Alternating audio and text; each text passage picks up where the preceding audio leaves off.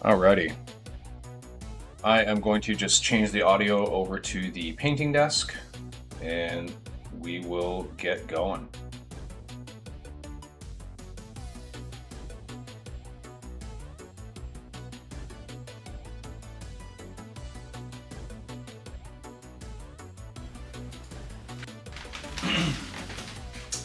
Okie dokie.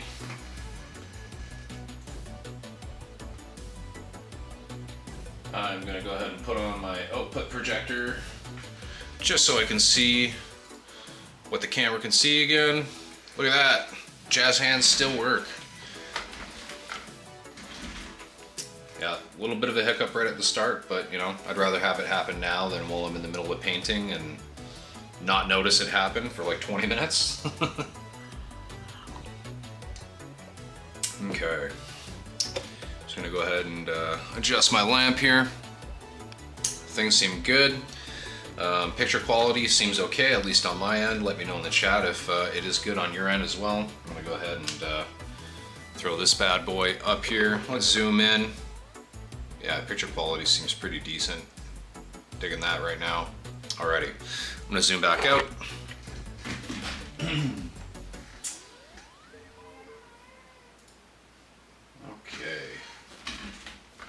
So, first things first, we're going to go move on to the metallics. Go ahead and wet that brush.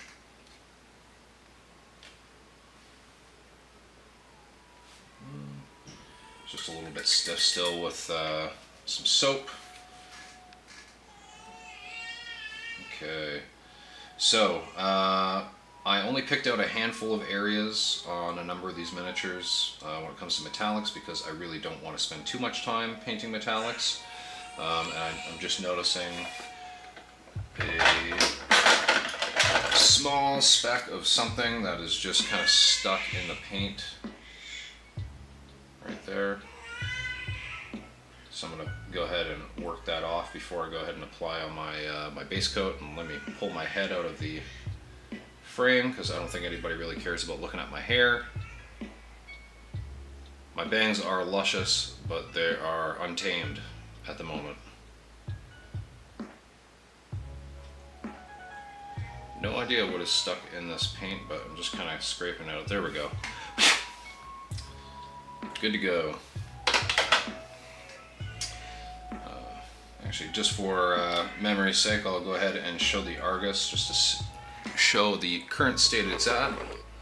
So we've got the metallics on this guy.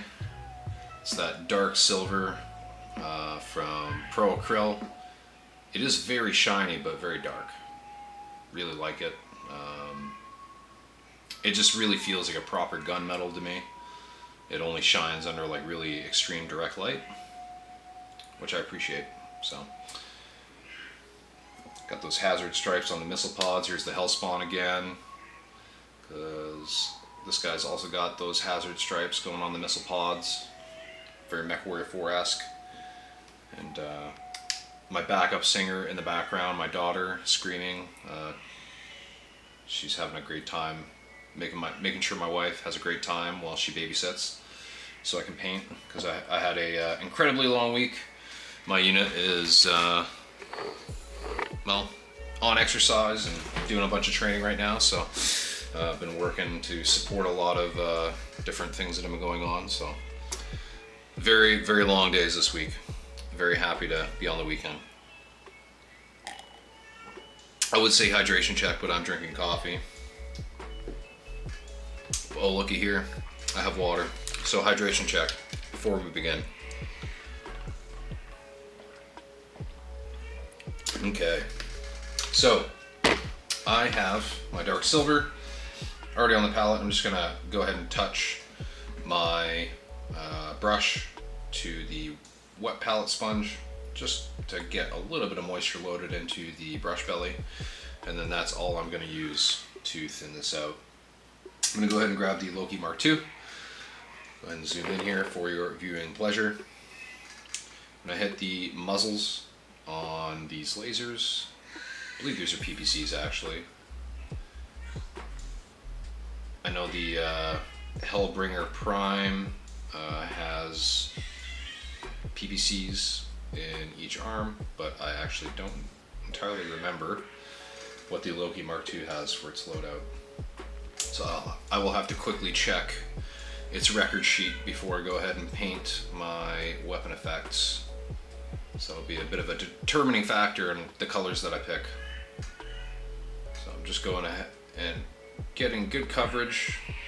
I really enjoy the Pro Acryl metallics because they're not super thin out of the bottle, but they're thin enough that if you just add the tiniest little bit of water or just a little bit of blending medium, they go on really, really well.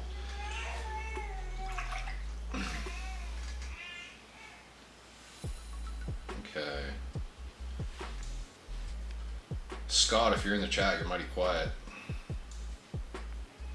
I want to hear some more chirps.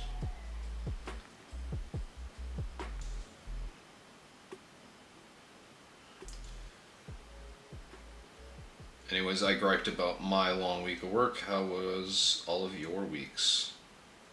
Did you folks get any hobbying done? Were you just relegated to doing family life things? I shouldn't say relegated. Family life things are great. Relegated generally insinuates that you're, stuck in a lesser position or state of being. I don't think doing family stuff necessarily constitutes being relegated, but I guess sometimes it can feel that way if you want to be doing other things. I digress. Oh geez, my daughter is just not having it right now. Most evenings she is in bed like between 7 and 8 now, which is fantastic. My wife and I are actually getting relatively good sleeps. But, as tradition would have it, it is Saturday evening. So, my daughter is acutely aware that I am hiding in my office and not paying attention to her, so she screams endlessly. Because why would she let Daddy have fun?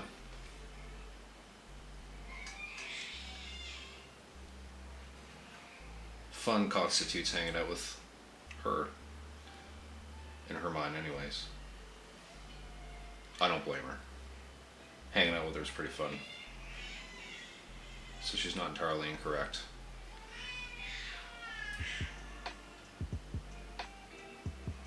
There we go. Those muzzles are pretty much good to go. I was just trying to be careful on the smaller ones there. Good even coverage. Very simple. I'm just going to go ahead and hit these, I guess, heat sinks on the sides of the arms. And then there's those hip joints and a little bit on the back sides of the legs. Those appear to be heat sinks as well, just below the rear of the kind of knee actuators. And then, I think I did neglect some spots on the kind of the heel areas there. Seems like there's some actuators. I'll probably fill those in with black quickly and then add the metallics. Oh, we do have some bits on the back here as well. I'm just refreshing my memory here by going through all of the, looking at all the blocked in black stuff. Good, very good. Alrighty. I'm going to go ahead and hit these side of the arm heat sinks. I'm going to try not to get this metallic paint in the recess area. Leave it nice and dark.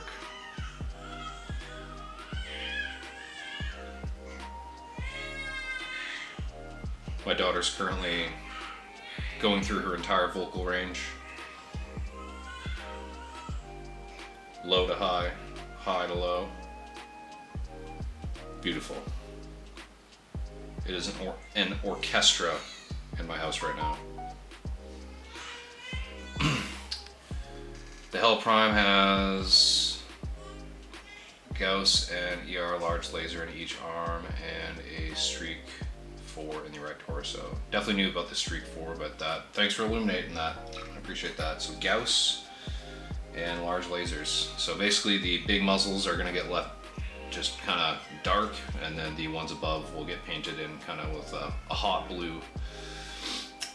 Yeah. Forge, pretty normal. Worked on doing some real nice renders for my latest sculpt. Simple video too, nice. I really got to find some time for video editing because I have all this stuff recorded that I really want to kind of cut up and clip so I can make some kind of quick little tutorial videos. Just using some of the recordings from the streams. You know, it's good video. I've also been doing just kind of some independent video recording when I would paint outside of the stream, just for specific techniques and things like that. But yeah, would really like to get some time to get some of that stuff edited and slapped together into a coherent video that's not, you know, several hours long for somebody to sift through. Something in the 10 to 15 minute range is kind of what I'm aiming for when I start making those.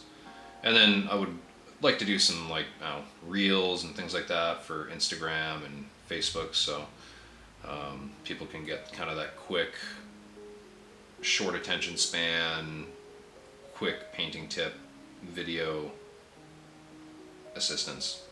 I really enjoy El Miniaturista for all the little video clips he puts out. I kind of want to do something similar. Alright, I'm going to go ahead and hit the kind of the backblast baffles on the backside here. That's what I'm going to call them. Just kind of where the plumes from firing the missiles would be coming out on the back sides of the missile launcher.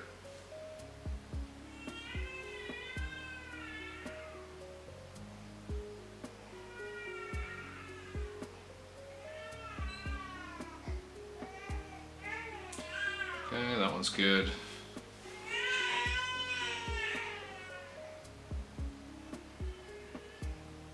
Just doing some basically edge highlighting these really small heat sink baffles. I'm going to kind of turn this upside down so I don't hit the bottom edge of the armor paneling below. Oops. Just kind of sliding the miniature on the holder there by accident. This is putting a little bit of pressure on the base. I really enjoy these magnetic holders because I can kind of turn this to whatever direction I need.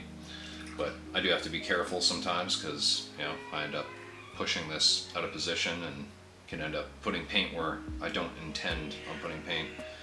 But so far so good. So I'm going to move to the hip joints, and then I'm going to move to the back of the legs.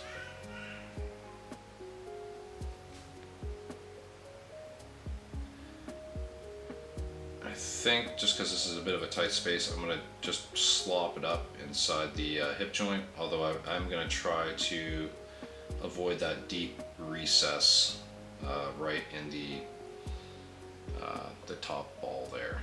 So very easy to see here on camera, that deep recess. I'm just avoiding that at all costs. Easy enough to fill back in, but I'd rather not have to go back and fill it in if I don't need to. I always enjoyed the old saying, buy once, cry once, when it comes to, you know, sustaining yourself for a hobby in terms of equipment, you know, buying something that's good quality that you're not going to have to replace for a long time or ever is always optimal over buying something cheap that might not last a long time. I think the same thing goes for applying your paint. Just taking the little bit of effort to be nice and neat when you're applying your paint, that way you don't have to come back and fix anything, is just better if you can afford that. Blender has a real nice video editor. I didn't want to reload my other software and was surprised how easy it was. Nice. I haven't really messed around with Blender too much. I really should. Because I have a few friends that do some of the sculpting for Catalyst as well as some other things. 3D sculpting, I should say. And I could definitely get a lot of knowledge from those folks firsthand. And then I could start making myself my own conversion bits and all that good stuff. I don't currently have a 3D printer, but I do have a buddy who prints a lot of things for me. So I could just send him the files and get him to print those. Definitely would like to sculpt and print a bunch of conversion bits for kind of the different OmniMech configurations. I know there's already some official ones coming out from Catalyst, or rather from Iron Wind Metals. They're doing a pretty good job at kind of hitting all the OmniMech variants, or maybe not all of them, but the popular ones, the ones people want. And I would like to kind of fill out the rest of them just with my own personal supply. Maybe magnetize everything, because magnets are fun, and it would be fun to design them so they were optimized for magnet insertion. Insertion, it's a word on a that under certain contexts can be a little funny. I digress.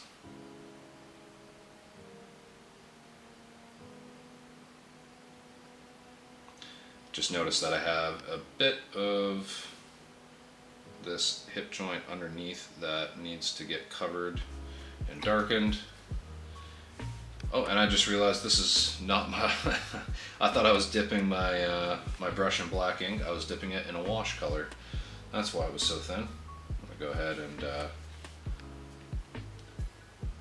come back in here with some actual black ink and darken that, let that dry. And then I'm going to fill that area in with a bit of the dark silver. But otherwise, so far so good. Just going to fill the underside right here.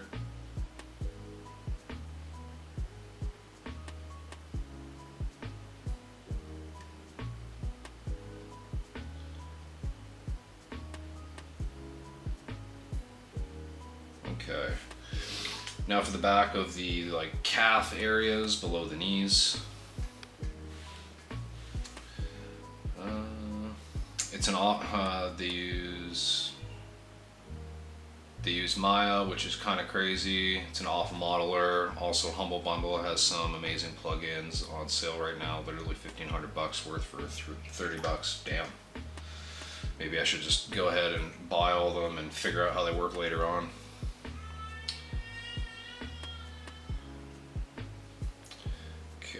So on these lower areas, I'm also going to try to avoid filling in those recesses. I'm just kind of side swiping to try to stay on the raised areas of these, what I assume to be heat sinks.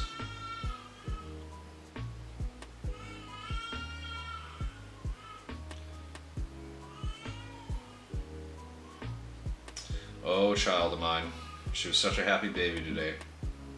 All day, very happy. And then this evening.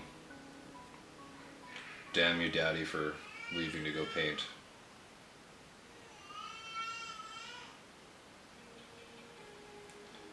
Okay, and those are basically done. Just trying to look at this from all angles because this is a very dark silver, so sometimes, unless you get it directly in the light, you can't really tell. I do have a little area that I missed on the side here. Just want to fill that in. Cool. That's good to go. And I'm going to go ahead and, I mentioned earlier I was going to do kind of these rear ankle actuator areas. I'm going to go ahead and darken that.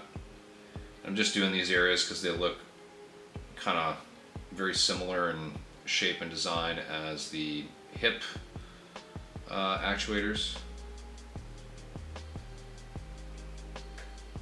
I might not even really paint them in silver. I'm probably just going to leave them black just to make them not green. And I'm doing that just because I'm going to be filling in kind of around the feet and ankle areas with a lot of pigment powders, so a lot of that metallic would get covered up anyway, so I'm not going to bother with wasting my time filling it in with metallics. I'm going to fill in these little recess areas that I've painted black on the front faces of the knees. And this is just because I feel like this is kind of metal surface that would be getting a lot of physical wear back and forth from these legs working. Trying not to make a mess. I did make a bit of a oopsie on the other side, but that's okay.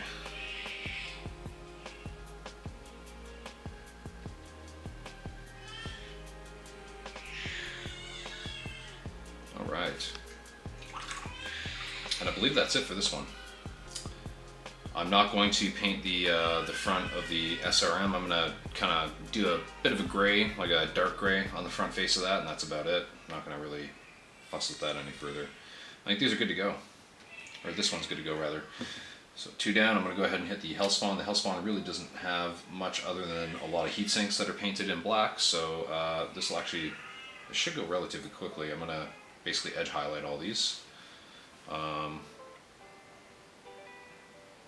Yeah, I'm just gonna kind of go side on with my brush edge. Again, just really try not to fill in the recessed areas. And I did paint this little panel down here dark, but I'm not going to fill that in with anything. I'm just going to leave that black. I just don't really feel like trying to paint silver on this side. So I'm going to have to attack the edges from a slightly different angle on this side just because of the antenna being in the way. That's okay. Good enough. I'm going to go ahead and rinse that brush just a little bit. Now I will have to change this water briefly after I finish the metallics, and that's because I don't want to get metallic flakes into my other colors once I start moving on to other details. Just a good practice to get into if you're just really concerned about quality and making, just trying not to get those metallics, especially if you're working with a lot of true metallic paints.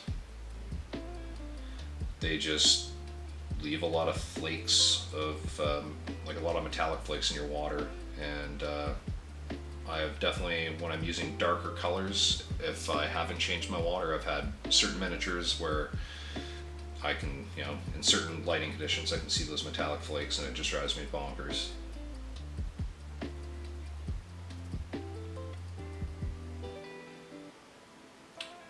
There we go.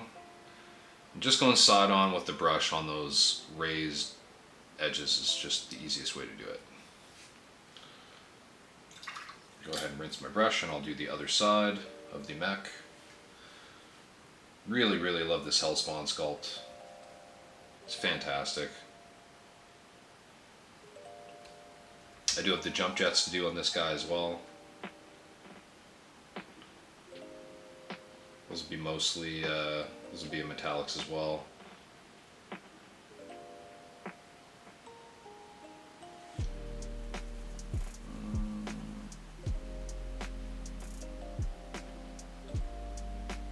There we go, that one's good.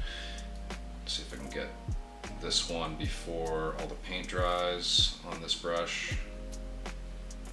I think I was successful, yes. Good to go.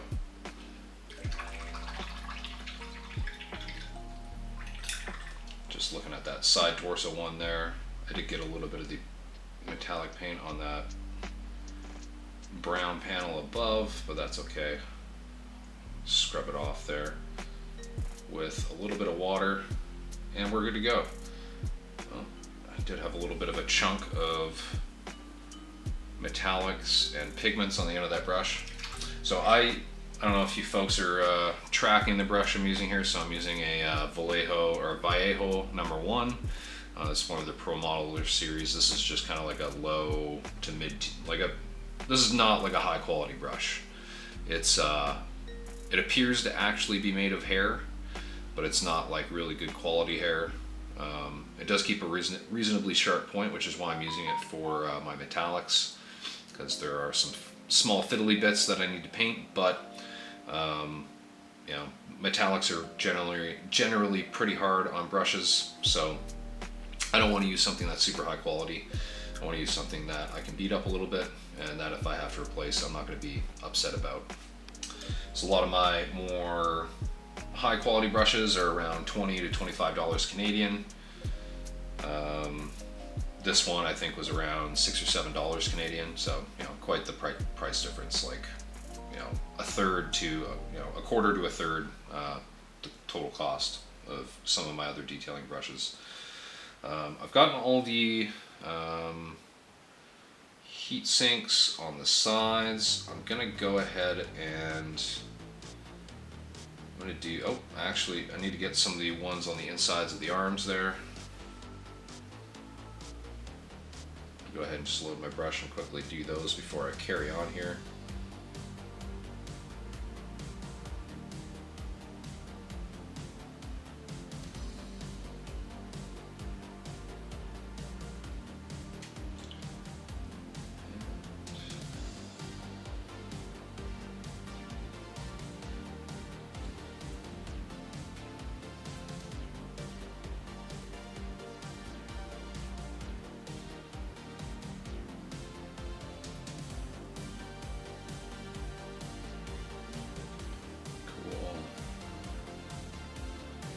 Pretty good.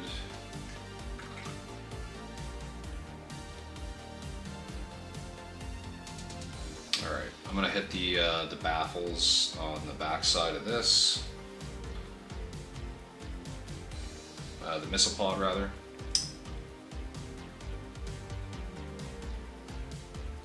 Again, I'm just trying to edge highlight these essentially. I'm gonna use the end of my brush.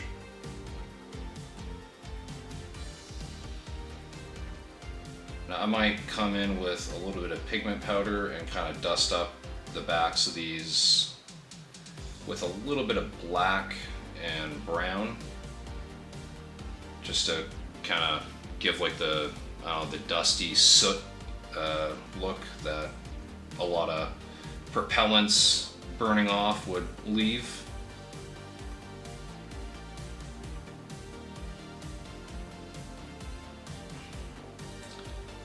Good to go. I'm gonna go ahead and get a little bit more metallics on my brush just because I need to get some coverage. Got just a little bit too much moisture in my brush there. I'm gonna offload a little bit of that paint and moisture onto my offloaded that onto my paper towel, and now I'm just gonna come back in. So there's a few recesses here that I'm gonna try to avoid, just to keep that depth. This is a dark silver, so keeping black in the deepest recesses actually helps with the overall look.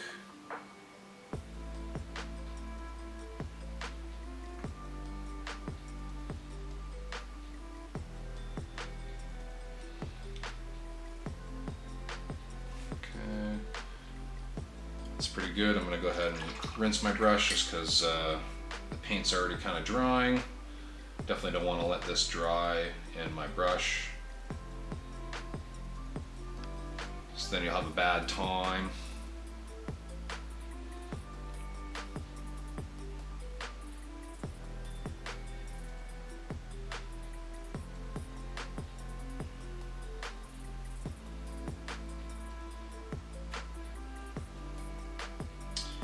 I will eventually paint these jump jet ports in with a bit of blue to make them look like they're glowing. So I'm not super concerned about filling in these dark areas with metallics, because I'm going to be filling in those with some colors later on. I'm just going to kind of look at the undersides of these. There's just a few little areas I got to kind of touch with a little bit of pigment, just those bottom facing panels.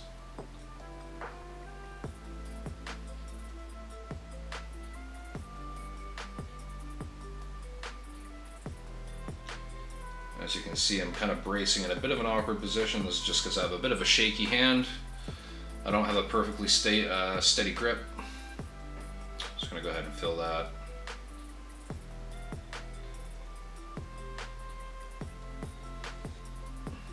Because why not? Alrighty, those are good. I'm gonna kind of leave the bottom areas as is on the legs, all these kind of actuator areas. I'm just gonna leave them relatively green. I might add a little bit of basilicanum gray contrast paint to those areas just to kind of turn them into a dark gray, but I'm going to be adding a lot of pigment powders around the legs and stuff to weather things, so I'm not too concerned about having them shiny silver or anything. I hit these weapon muzzles. I'm not going to hit the little ECM module up there. That's just going to be, I'm going to paint that in gray. I'm going to do like Vallejo model color black gray and maybe a little bit of gray coat gray just for a little bit of blue hue added in for a little bit of visual interest, and it'll kind of counteract a bit of the warmth of the green. Just help it stand out a little bit more rather than being a flat neutral.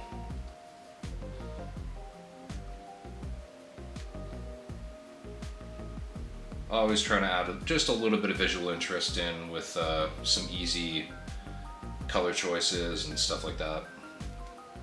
It's definitely one thing to consider while you're painting. You don't need to add a ton of variation, just subtle differences here and there that you add with, you know, a little bit of conscientious thought will definitely help to pump up the contrast and overall look of whatever you're painting.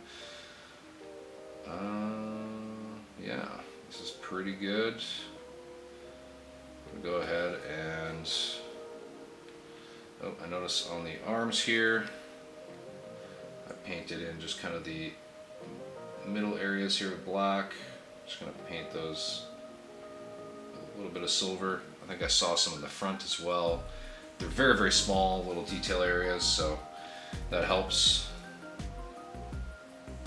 Just kind of touch the raised edges inside that elbow joint with a bit of silver. So that way if the light's hitting it the right way, you'll see it. And if not, you don't, and that's okay. I do want to go ahead and add a bit of paint to, I can only assume this is like just another antenna piece as part of the ECM module on this thing, so I'm going to go ahead and paint that with some black just to prep it for a little bit of gray later.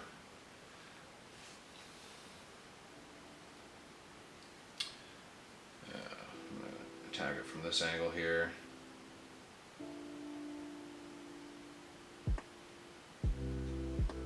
Back my head out of the frame. We can play a little game on the stream every time that my head pops into frame. You should take a drink. Whether you're drinking water or milk or soda or alcohol, doesn't matter. I think you should drink every time my hair pops into frame. Just kind of hitting the little collar of this tiny little mast that's up here. And by mast, I mean antenna. That's just my occupational terminology coming out here. I'm going to go ahead and hit this little front panel too on this module.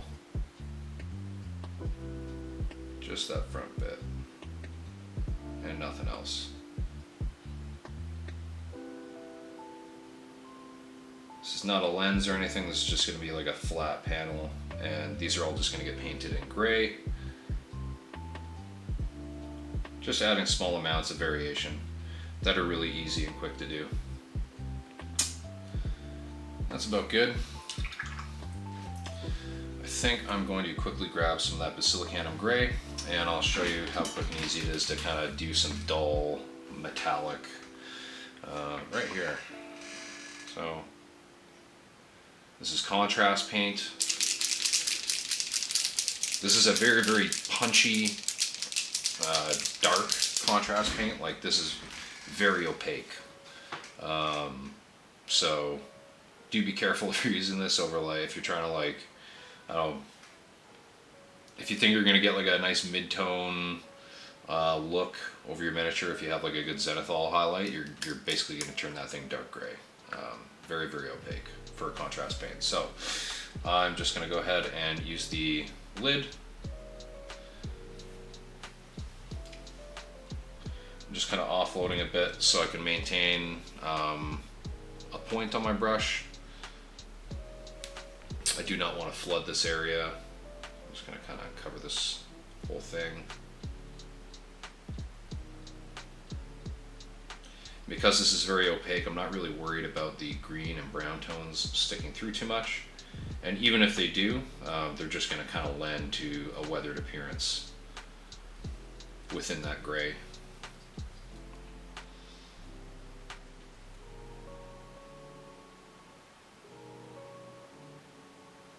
Boom. And if you ultimately don't feel like using the metallic paints, you can just do all your metallic pieces on your mech with this contrast paint. That's one of the reasons why I'm kind of doing it here, is just to show that it gives you a nice dark gray that kind of looks like some shitty gunmetal, or at least that finish, if that makes sense.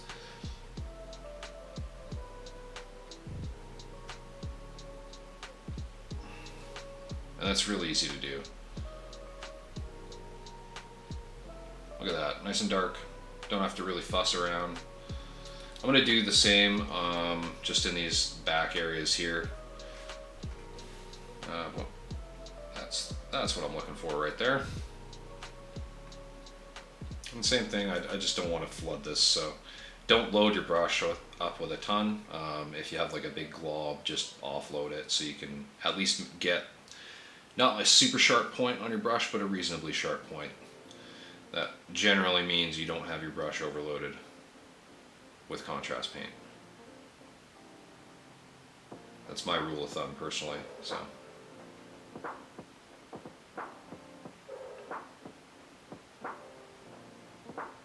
Quick and easy. Boom. And I'm just gonna hit this other little side and I'm done. That's it for that one. I'm gonna go ahead and cap that off. So the Hellspawn is good to go. All the metallics that I needed to paint are painted. I'm gonna go ahead and move on to, oh yeah, those jump jets, nice and shiny. That's a nice little detail on the back end. I'm gonna go ahead and grab the Thanatos. Rinse this brush out just a little bit more. Even though this is a bit of a, this is a brush I kind of rough up a little bit, I still want to have this last as long as possible, so I'm really doing my best not to let paint dry in the ferrule or anything like that. So I am first going to hit these little nipple muzzles, because, yeah. Rub around the nipple, all around. Going both ways. Clockwise and counterclockwise. Go ahead and do the same on the other side. Clockwise and counterclockwise. Boom. Alrighty. Quick little detail. I'm going to go ahead and just add a little bit of moisture to my brush from the wet sponge palette, and then add the metallics. Still got like a decent point on this, but I do want this brush loaded up reasonably well because I'm going to cover this barrel and I want good coverage in all my brush strokes. So this needs to be thin-ish, especially on this top side. I really want to have like good clean brush strokes that I'm not seeing any texture in from the actual brush stroke itself, because that would feel bad, man.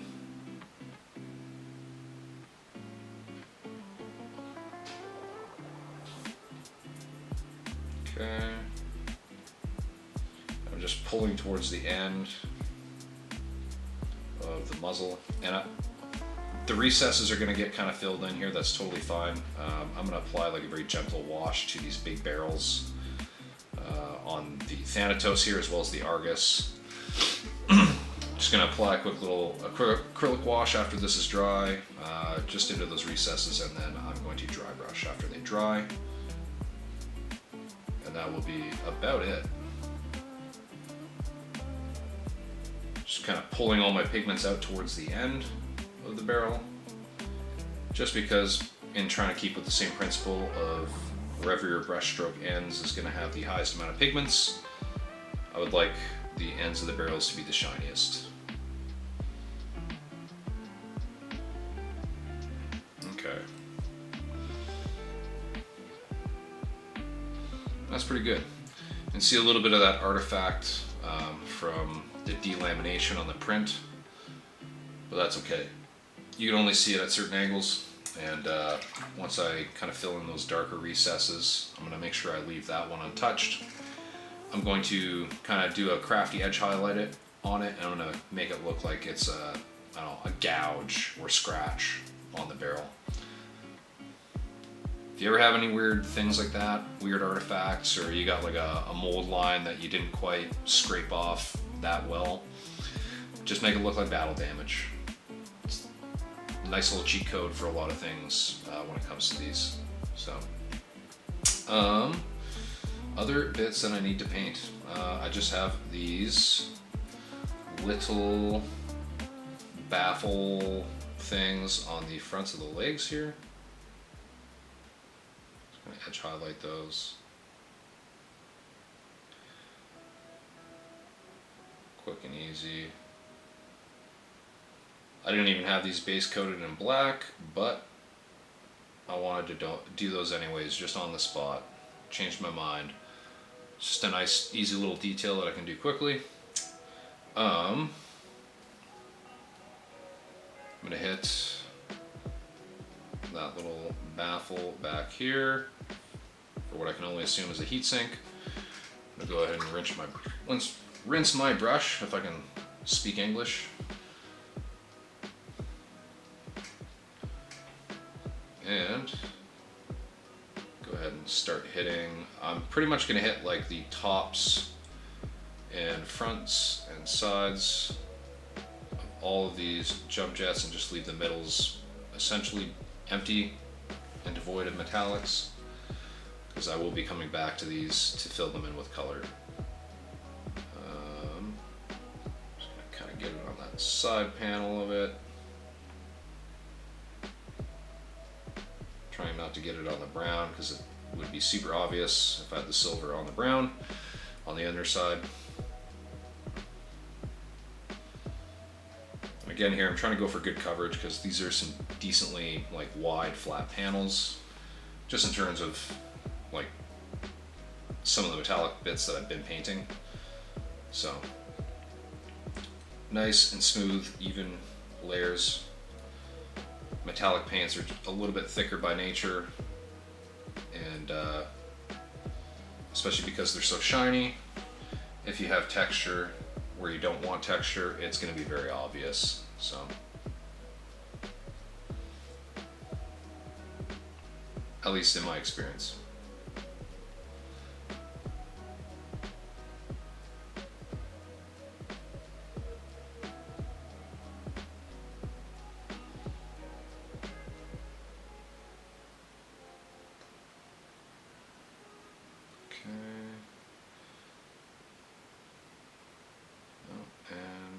Out of the corner of my eye, I saw my hair enter the frame. So please, folks, drink.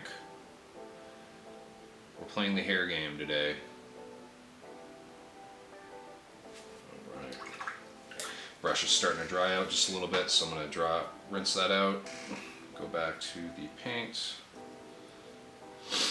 I'm just going to hit the underside of this one because it's got a couple little spots on it that aren't quite as filled in as I would like.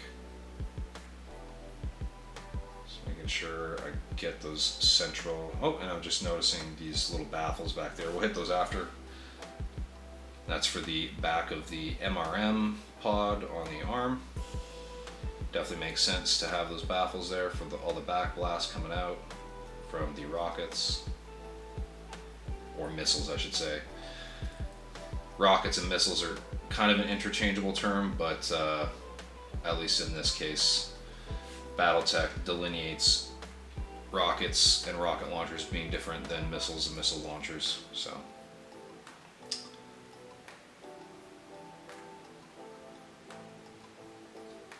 in interest of accuracy, I will call them missiles and not rockets.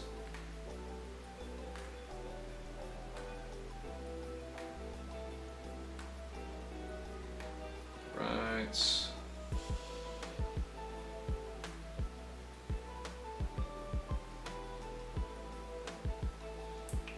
That's pretty good. I don't think I have any of the lower leg joints painted in. I might do a little bit of the Basilicanum Gray shenanigans on some of those, just to add a little bit of detail. I'm definitely going to. I'm going to quickly hit these baffles on the back side of the MRM pod, and then I will go in with more Basilicanum Gray. These are nice hard edges. Those edge highlighted really well. I'm just going to leave those as is. Alrighty. Looking pretty good. I am going to take a quick drink of my coffee because it is basically room temperature at this point. I always use a French press, so I've got a little bit of the sediments kind of settling at the top of my coffee. I actually really like that when I'm having my coffee.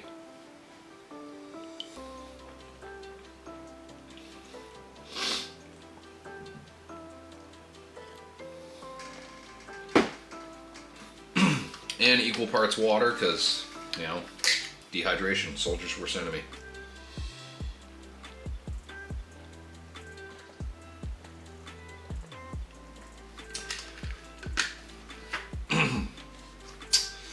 Get swifty. Anyways, alrighty. Basilicanum Gray shenanigans, let's go. Let's give that a quick little shake. Nothing crazy, because we just used it.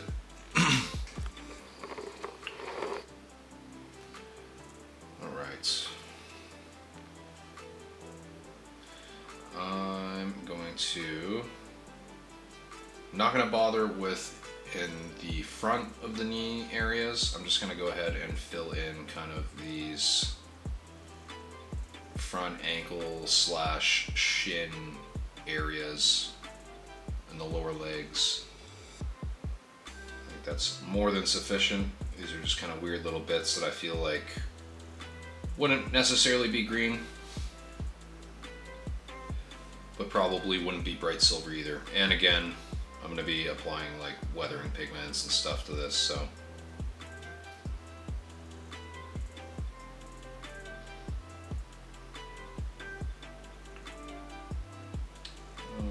Okay, that's good to go. And I'm going to kind of fill in a little bit on the back side.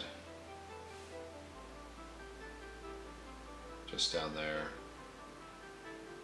And kind of up to the bottom of where the jump jet port is.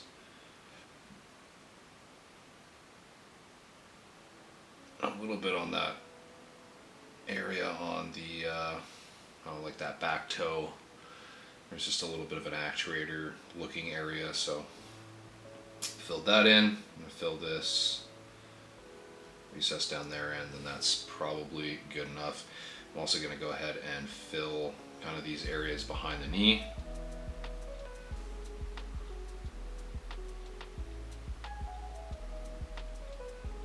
I'm just gonna do this deepest recess. I'm not gonna do the area above it,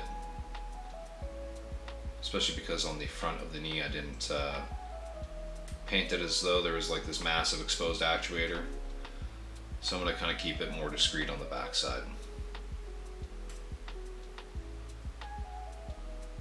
There we go. And that's it. Metallics are almost done on this. On all of them, essentially. Close that up, and let's zoom this back out briefly. So there's a few areas that I want to quickly just fill in with a little bit of wash just to darken some of the recesses. So on the side of this barrel here, you can see that little recess that runs along the right side as well as the left on the inside. So I'm just going to go ahead and fill this brush with just a little bit of wash. I've already got it on the wet palette. This is Vallejo Black Wash, Vallejo Game Color Wash, Black 73 or 73.201 if you're looking for the color code. Just gonna go ahead and get a little bit there, and just forcing it into the recess. Not a lot, just a bit. Let's get that in focus.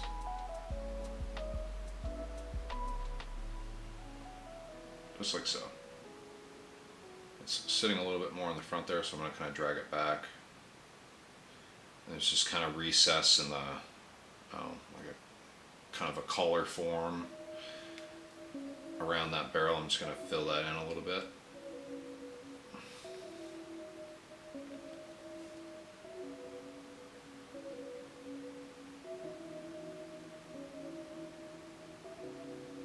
And repeating the same process on the inside one.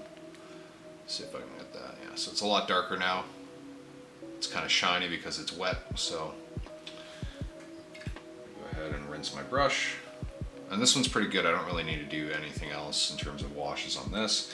The only other one that I really need to add a wash to is going to be the Thanatos, and that's going to be on the weapon barrels as well for the left arm.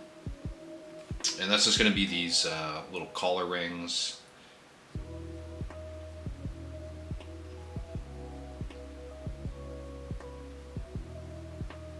And I might do that little recess in between the barrels just to darken it a little bit.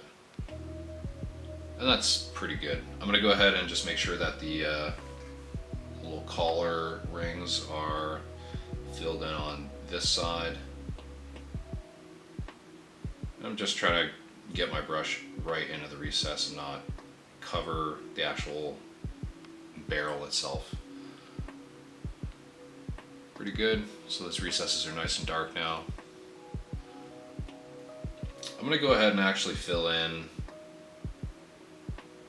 a little bit of this artifact of the delamination when this thing was printed. It's mostly just visible on the larger barrel there. So what I'm going to go ahead and do is use a little bit of this bright silver. I'm just going to zoom out so you folks can see what I'm mixing here. So I've got a bit of the dark silver loaded on my brush. I tap this down here. I'm just going to go ahead and pull just a little bit of the bright silver. So this is like still very dark, the mixture that I'm creating. I want this to be kind of mid-tone between these colors.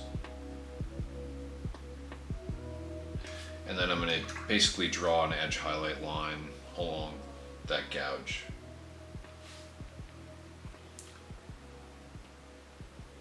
Just gonna, all right.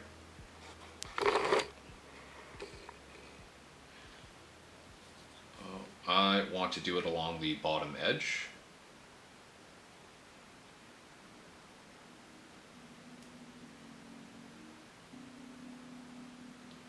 The reason I'm doing that is because I want it to look like there's that deep gouge, and then the bottom edge of that deep gouge is what's catching the light. So I'm actually going to try to darken that center of the gouge even more with just a little bit of black ink. I'm going to try to draw this in a relatively fine line. I'm just going to offload a lot of the ink from my brush. See if I can get like a nice fine line. There we go.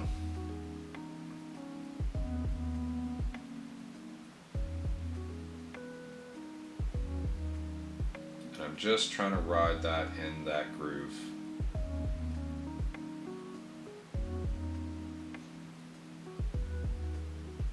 I know I saw my hair.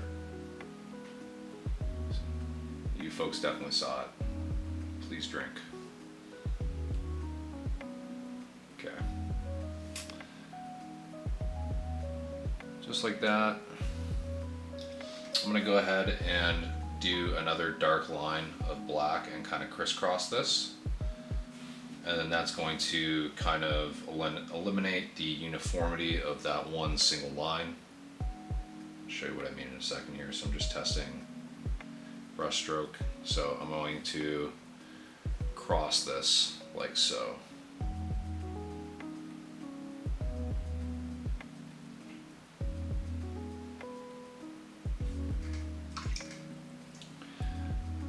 So you can see that dark X essentially.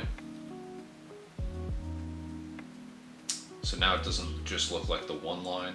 Now it looks like it's either cracked or, you know, had opposing scratches. And to help delineate that even further, I'm going to quickly do a little edge highlight along the bottom edge of that line I just drew. Trying not to cover the other one. I did get a little bit of silver where I didn't want to. Just offloading a bit of moisture. Get a little bit of black ink, and I'm going to clean this up just slightly.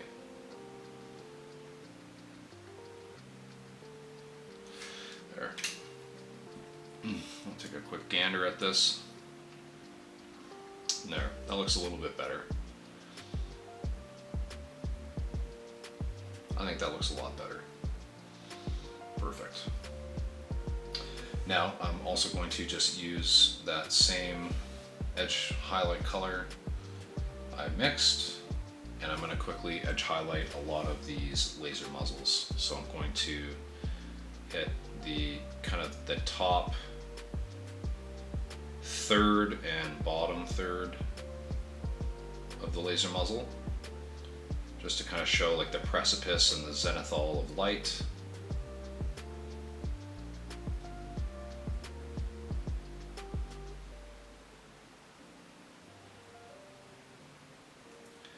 This one I'm just going to kind of pull up towards that top edge there, and then we'll roll it on that bottom edge too. Quick and easy.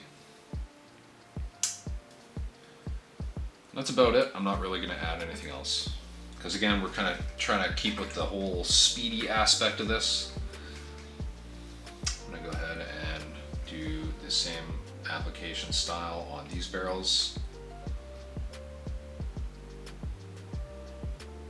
Just hitting the edge, that top third and bottom third here.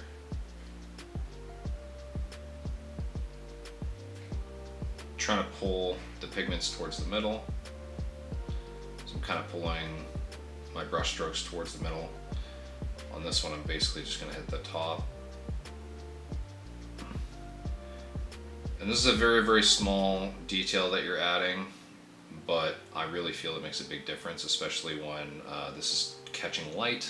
It really amplifies the light being brightest at the top. So I really enjoy doing this. It's a very, very small thing that makes a big difference in my opinion. So I'm gonna add a quick wash to this like crazy heatsink apparatus on the back side here of the reactor. I'm just again grabbing a little bit of that black wash from Vallejo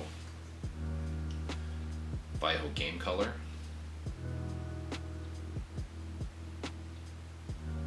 And I'm going to go a bit heavy with this. So I really want to darken all those recesses, and if this metallic area is darker, it doesn't bother me. It is like a heatsink on a reactor after all, so I'm going to quickly grab, that's the wrong brush, I'm going to quickly grab a little bit of that edge highlight color and edge highlight this baffle. I'm just going to kind of hit the bottom half of these top baffles, and then I'm going to do the same thing on the bottom ones here. Just hit the bottom half, and I'm just doing that for contrast. It's not necessarily what would be realistic. I'm just doing this to try to force a highlight within a certain area. Just noticed I had a bit of an area that I missed on that. Edge highlight a little bit on that heatsink baffle back here, but again, this is gonna get kind of covered up with some pigment powders, so I'm not gonna focus too much on that. Those are good to go. Quick and easy. And Hellspawn. Let's finish this thing's muzzles.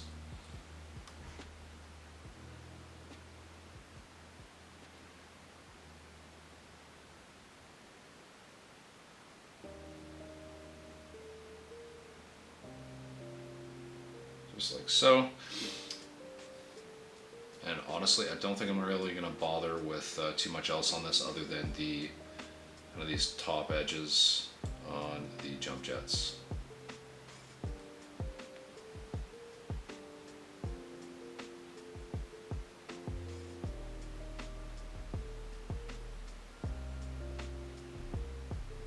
And that's it, that's all. Okay, so that was super easy. Not really fussing with this one too much. Actually, I just realized I'm gonna go ahead and fill this back area in with just a little bit of the basilicanum gray. It's an area I missed. I did the fronts of the knees, so I do need to hit the back sides of this. So that side's still green, but on the front sides they're dark. So I'm just gonna darken this briefly. I shouldn't say darken it briefly. I'm gonna briefly take the time to darken this because it's going to stay dark. Getting all grammatical on you. There we go. All right, that's basically it for all the metallics on these. Actually, I just realized I forgot to do the edge highlight on the front of the barrel for this. I'm gonna quickly do that. I just have a little hair.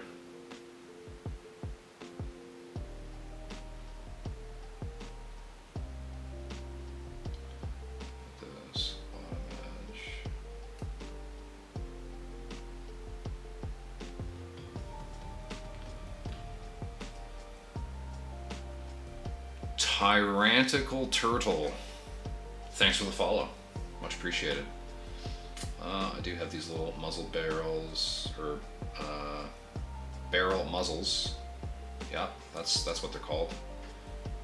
Up here, just kind of tapping those little edge highlights on. And that's about it. I'm not gonna fuss with this any further. Metallics complete. Just gonna go ahead and zoom out. All right, so just at a distance, you know, when I'm turning these in light, this is giving me just the right amount of metallic sheen. This is a very dark silver, which I really appreciate. I really enjoy the small details, like how bright the edge highlights make those metallics look on the back of that SRM pack. Really, really nice. Super shiny looking. Digging it. Alrighty. What I'm going to do quickly here, before I go ahead and rinse out my water, I have these missile pods, and they have the caution stripes. I want to dirty these up just slightly, so what I'm going to do, I'm just going to grab a little bit of Army Painter Strong Tone. This is a brown wash. It's very heavily pigmented as far as a wash goes, but it brings a lot of warmth and richness to already warm colors like yellow or greens. So I'm just going to load my brush with a healthy amount of water. Just show you this. So this brush is kind of bulging with water. I'm gonna go ahead and add it into the wash, and just gonna kind of tease that out, and then I'm gonna pull the wash down towards the bottom. Whoops, let's zoom this in. So I'm just kind of pulling that wash down towards the bottom, and I'm gonna try to have it load up a little bit near the bottom. That way the bottom's just a little bit browner than the top. This is going to be very subtle, but it's just going to help darken things and make the yellow just a little bit more weathered in appearance. I'm going to do these panels independently of each other, just like so.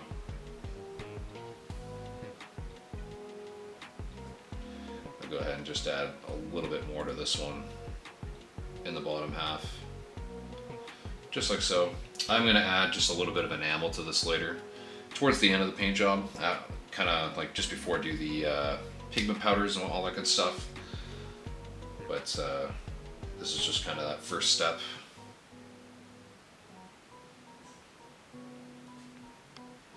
Add just a little bit more to my brush. Okay, and I'm going to add more to the bottom half here.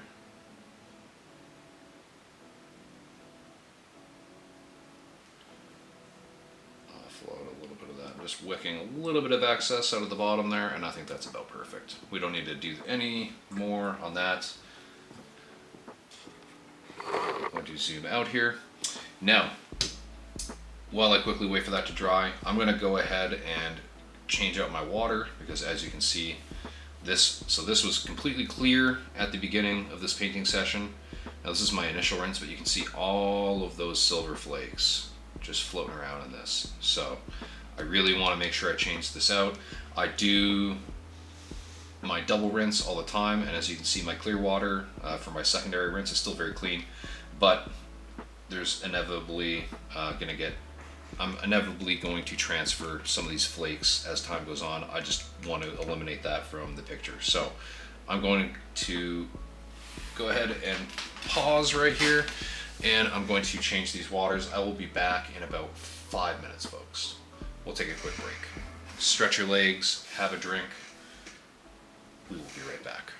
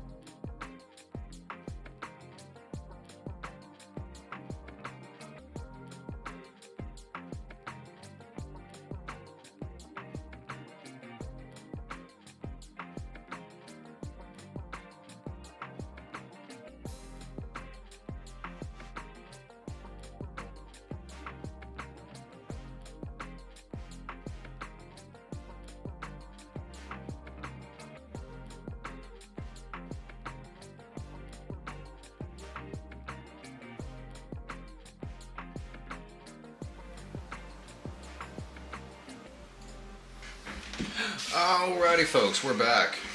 Alrighty. So, as you can see, the water is much cleaner, and even this one is actually notably cleaner. Yeah, so always good to change your water if your water starts getting a little bit saturated with pigments, especially metallics. It's just always good juju. I'm gonna go ahead and just rinse this brush and quickly clean it. Took a little bathroom break, stepped outside to get some fresh air, said hey to my dog. He's just hanging around in my backyard. His name's Ralph. He's a psychopath. He's half Akita, and then the other half is a mix of Malamute and German Shepherd. So, very feisty, very high energy dog, but he is super awesome. He looks hilarious. He's got like permanently angry eyebrows, and his face is like pretty asymmetrical. I don't know if it's just a genetic anomaly or if he got hit with something when he was a puppy, but he was a rescue that we got, and he is just absolutely adorable. Super well-behaved dog as well. He was a pain to train because Akitas are notoriously stubborn, but we got through the growing pains, and he is super well-behaved now. So that was a very rewarding experience. Because we take them off leash all the time. Thankfully, where I live, I can actually do that without getting hassled by police. So, yeah, it's very nice to be able to take my dog off leash around my neighborhood and all that good stuff. And he's very well behaved when we do it. Okay, so metallics are complete. I definitely have an inclination here to move on to weapon effects. I just like doing them before I do the canopy work. I'm thinking after we do the weapon effects, I will move on to the canopy. So, I am a filthy casual when it comes to some of these mechs. I'm going to go ahead and close those out. I'm going to go over to Mech Factory on my phone, because this is how I love accessing the mech layouts for any design, just kind of quickly on the fly. Obviously Sarna and the actual record sheets are always a good resource. Mega Mech Lab is also another really good resource for figuring out where all the critical space, what all the critical space is allocated to. I'm going to go ahead and pull up the Argus here. I know it has a couple lasers, and I'm pretty sure it's medium lasers in its side torsos, and it's got something else in its arm there.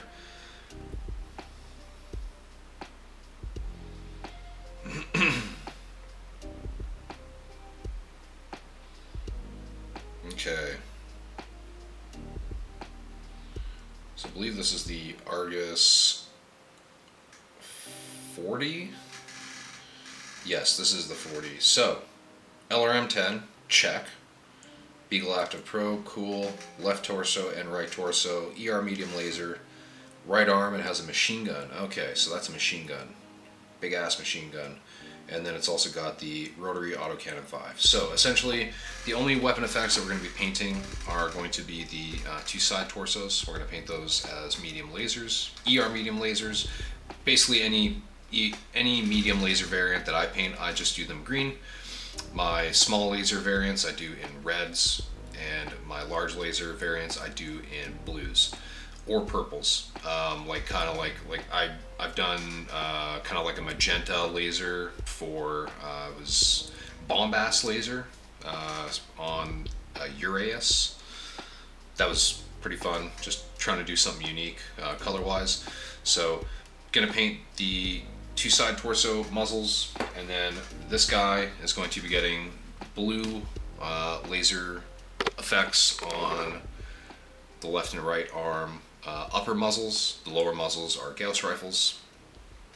The Hellspawn just has a series of medium pulse lasers, I believe. I'm going to double check that, but I'm fairly certain these are just medium pulse lasers on this guy. And then the Thanatos, its nipple lasers are medium variants. Then the left arm has a medium variant for the smaller barrel, and then the large barrel is going to be a large pulse laser, I believe. It's a large variant type, I know that, or large laser variant, I know that for sure. I'm gonna quickly confirm the Hellspawn. I'm very certain it's medium lasers, but always good to be certain. This is the Hellspawn 7D as well. Boom. Yep, medium pulse lasers. Okay. Also going to double check the Thanatos. I know it's nipple lasers are definitely the medium variant type. And I'm fairly certain yeah, it's got a large, large laser. Cool, alrighty. So now that we've confirmed everything, we can go ahead and start. I'm gonna start with the medium lasers because there's a fair amount to paint. So we'll start with the Argus. I am going to zoom this out. I'll show you the colors I generally use for medium lasers. So I like to base in Greenskin by Army Painter.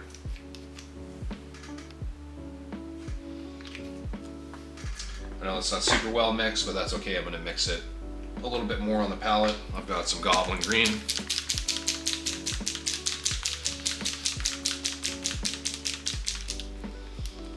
Also from Army Painter.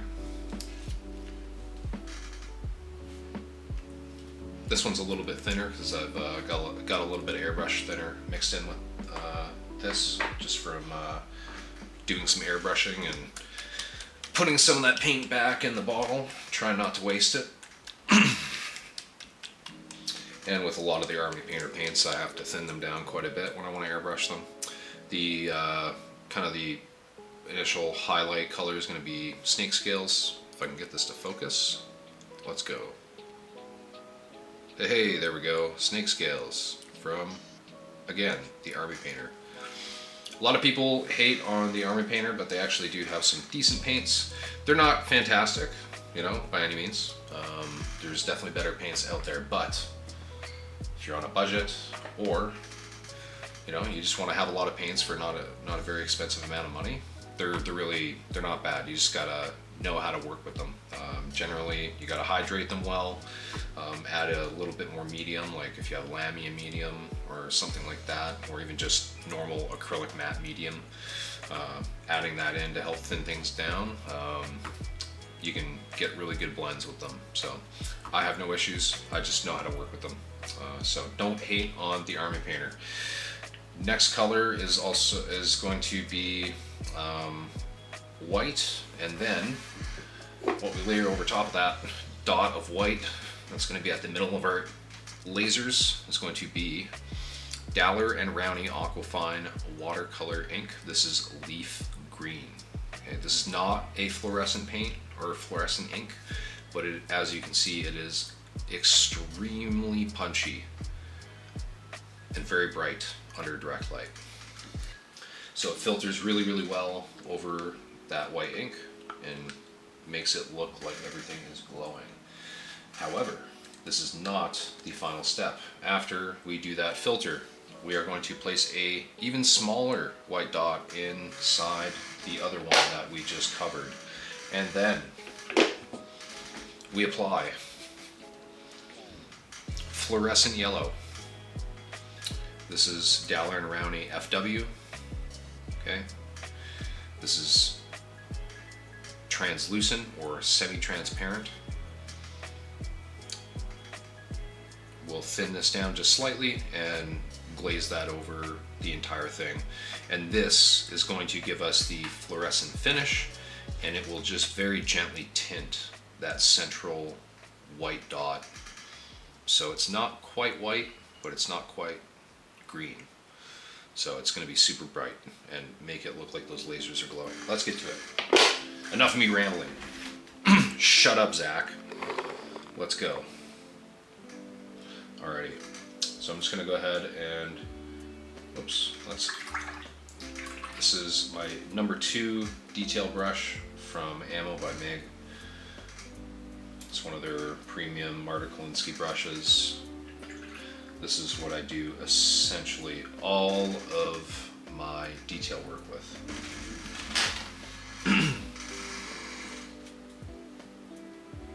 Okay.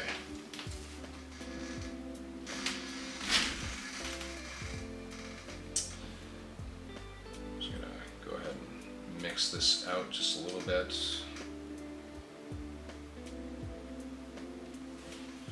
Just adding a little bit of water to my brush and mixing it into the green skin from the Army Painter. Now, this is not a very highly pigmented paint, this particular one. I definitely find that it is rather translucent. I'm having a hard time getting a point with this brush for some reason. What's going on? There we go. I'm just gonna roll that gently in my hand. There we go. Very nice point now. Load a little bit of moisture.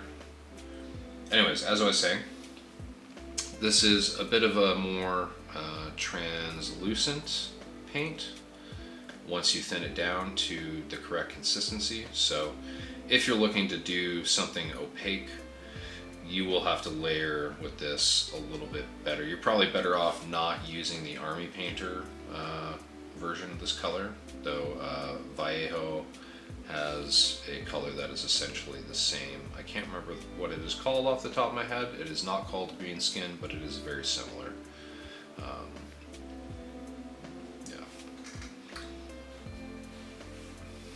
If you Google like color match Vallejo to the Army Painter, there's lists out there, and yeah, there is one that matches the green skin very closely from Vallejo.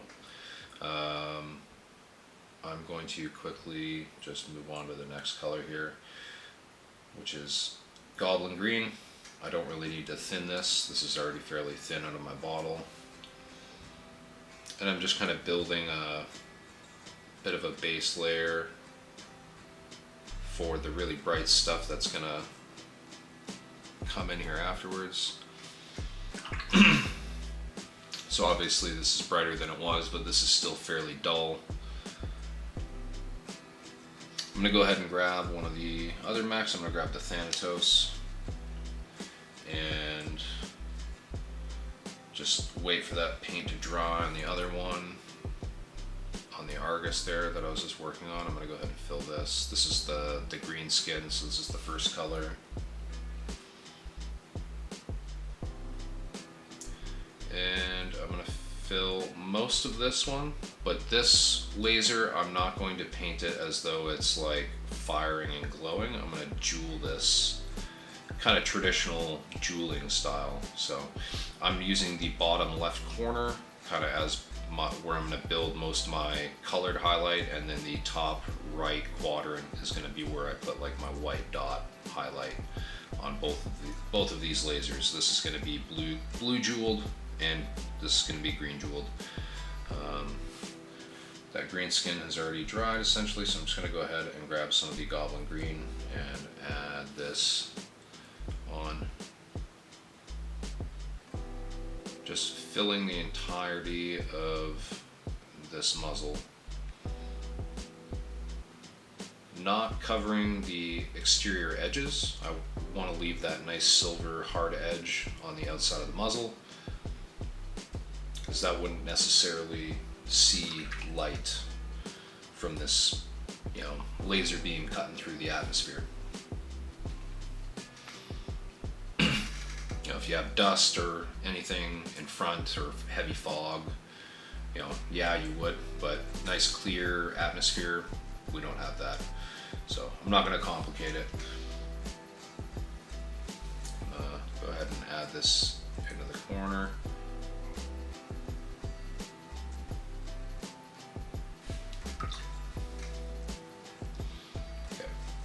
Set this one down and then grab my Hellspawn and do those first two colors as well. Going back to the green skin, just filling in these three lasers.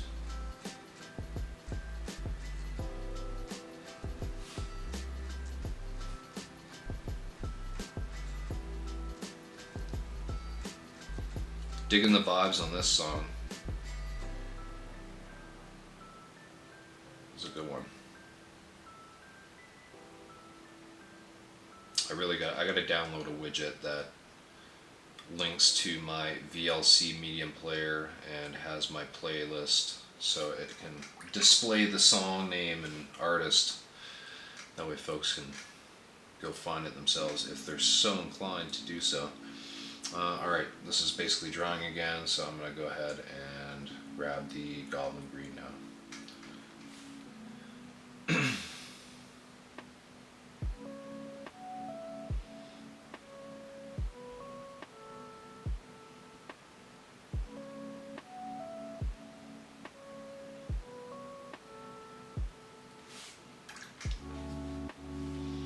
Boom.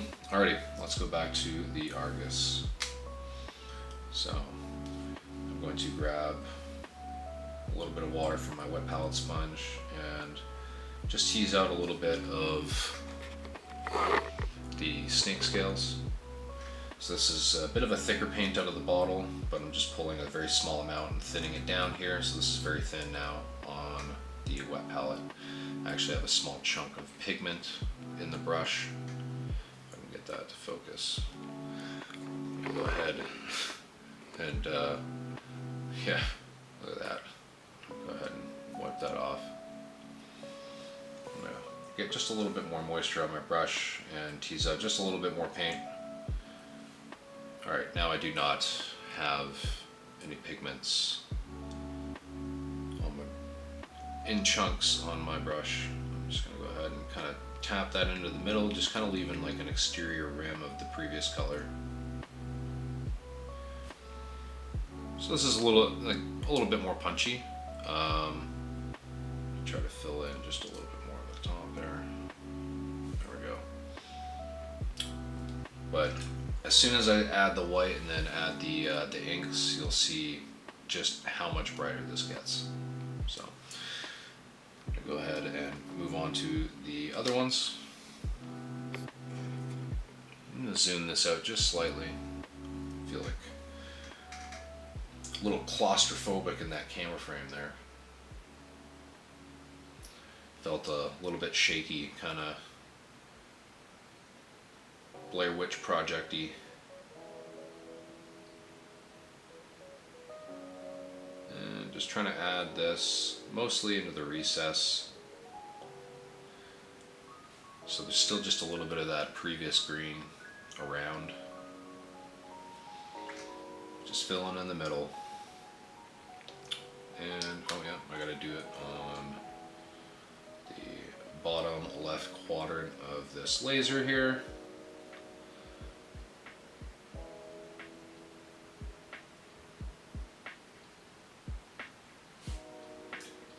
That was a little bit too thin. I'm just gonna kind of flood that and rinse that out just slightly. That was a little bit sloppy and messy.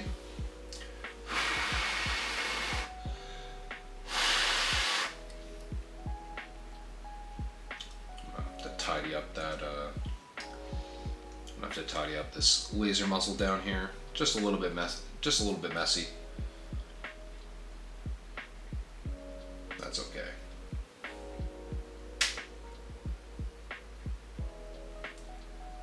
Bring this just in a slightly better position.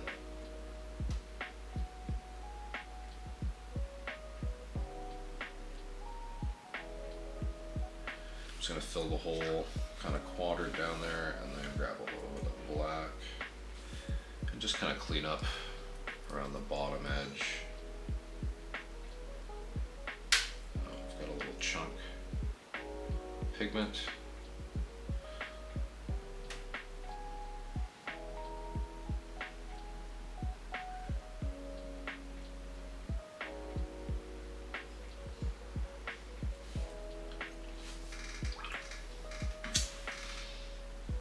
No, I'm going to start that from scratch. After I do these other ones, I'll do that individually.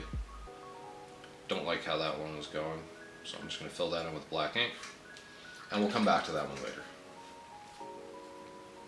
Because why fuss? No need to fuss. We'll just come back to that one and just focus on that one in particular as a single thing. Because it's really the only medium laser that we will be painting in that manner. So we can just focus on doing the proper jeweling. And again, I'm just kind of focusing on putting this into the deep recess. Trying not to cover all of the previous layers. Trying to let it show through around the edges.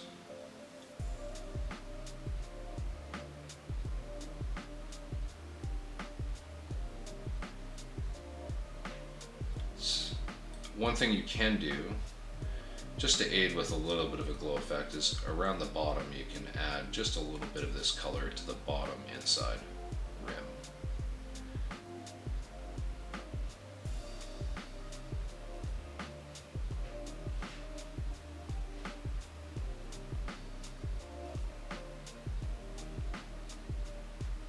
There.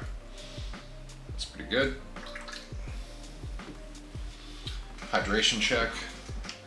Everybody drink in the chat.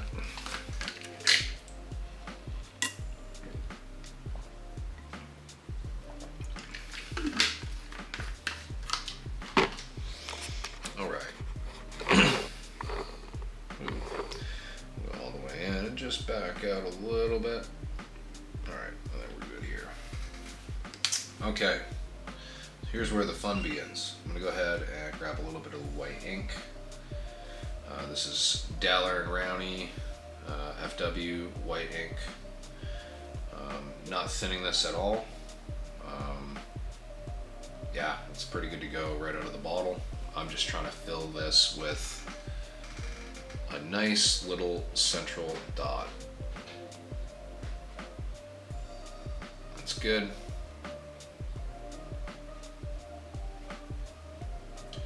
And that's good. Just gonna let that dry thoroughly. What can happen sometimes is if you go in too quickly with the ink and the white ink isn't quite like set yet, you'll end up kind of just mixing the two colors, and then it doesn't really give you the proper effect. So I rinsed out my brush just because this white ink does have a habit of drying a little bit more quickly than some of the other inks that I use. Just going to add it into these. Really just putting it right into that deep recess. I'm noticing right now it's becoming a little bit more apparent that this muzzle of the laser is a little bit deformed, and I've filled this a little bit too much with white, so I'm going to actually flood this with a little bit of water and kind of tone that down just slightly.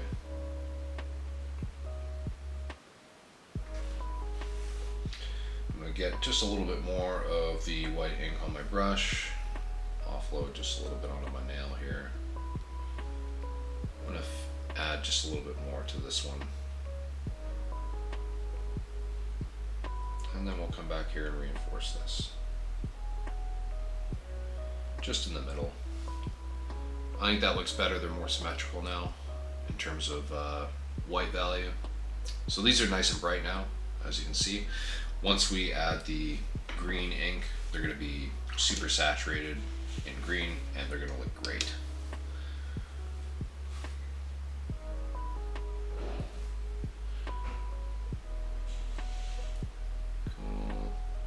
And I'm basically just poking these dots in. I'm just gently kind of stippling in this white right in the middle. Trying to come in head on. It's kind of the easiest way to try to make sure. Oops, I'm getting a little bit too crazy with this one. I'm gonna flood this and remove all that white. Just gonna go ahead and reload my brush. I just got a little bit too much coverage inside there. Just didn't like how that looked. And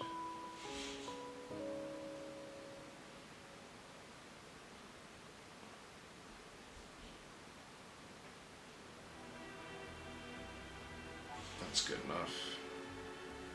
This doesn't need to be perfect. You don't need to have like a perfect round center of white. If it's a little bit blobby, that's actually going to help you, especially when you do this next white dot after the first filter. If that one is kind of like not perfectly symmetrical either, that's totally fine, because that's just lending to the effect of like you have light glowing and kind of, you know, creating that effect in your vision. You know, wouldn't look, you know, you got like light rays kind of jumping out at oblique angles. Ooh, good question. What color are you thinking for the cockpit for these guys? So, a lot of my Fed Suns that I've painted previously, I've done kind of like a orange, like reddish orange, extreme highlights being yellow kind of cockpit style. So very warm, kind of red through green, red through orange through yellow in color value, from the dark to the light. But I painted a lance. So this lance that I'm painting right now is kind of inspired by MechWarrior 4. I've already painted a lance inspired by MechWarrior 4, specifically Sigma Lance from the opening cinematic. So I painted up a Vulture 3, Vulture Mark 3, Vulture Mark 3, a Shadowcat Bravo with kind of the custom configuration of the missile launchers being in the side torsos rather than canonically where they would be in the arms. And then I did a Cougar as well as a Raven, because there's a part of the opening cinematic when they're, you know, exiting the hangar, you can see Ravens coming out of their mech bays. So I just figured they would also have a Raven with them. So I have that lance, that one. The canopies are like kind of violet / pink, kind of like a bit of a magenta hue. I might do that for these, just to have them consistent with my other MechWarrior 4 inspired ones. Just kind of makes sense, and you know, I'm painting these in a very similar style to those ones, very similar green tones. So and those ones I just have them on like tarmac bases, basically, as if, you know, because they're basically on tarmac when they're running around the palace grounds. So these ones are on urban bases, just streets, but I still want them to be in with that MechWarrior 4 theme that I've already got going. But haven't completely decided. Maybe I'll do two-tone. Maybe I'll do a mix of red and purple. That might be super cool, actually. I think I just decided. I think it's going to be a mix of red and purple. There we go. Deciding on the fly. Okay, let's go to the Argus. I'm going to go ahead and grab a little bit of this leaf green ink. I'm just thinning it down very slightly. I'm going to offload just a little bit of excess moisture onto my thumb there. Just going to kind of poke this in. I kind of filled these, so I'm going to wipe off all the excess and then wick away the excess.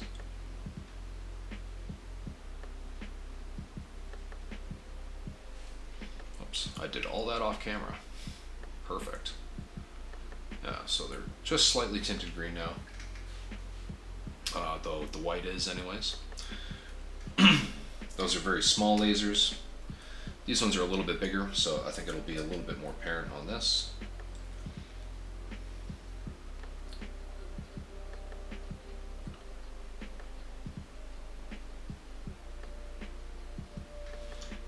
Go ahead and wick away just a little bit of the excess from the middle.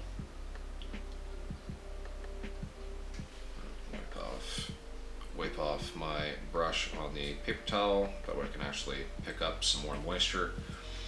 Okay, so the filter's been applied. As you can see, this is like much more tinted green than white, as it was just a few seconds ago. I'm going to move on to the Hellspawn, and we'll repeat the same process.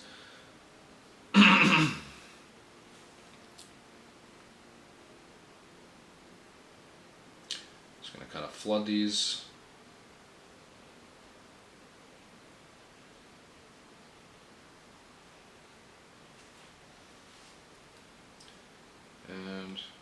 any areas that I see just a little bit of excess, I'm just going to kind of wick this away. Just like so. Nice and bright. Like a light bright. God, I wanted a light bright so bad when I was a kid. Never had one. Always had friends that had them, never had one myself. Nostalgia. Alrighty. My throat is dry, so hydration check.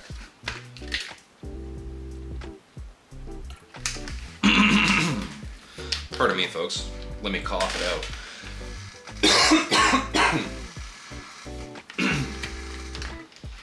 There we go. Just a little bit of phlegm. TMI, you let me know. Not enough information, also let me know.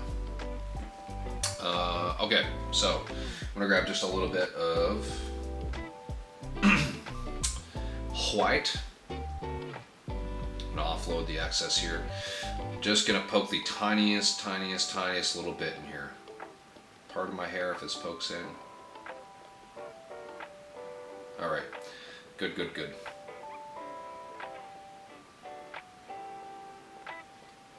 All right, that's good. I'm just gonna kind of leave that like that.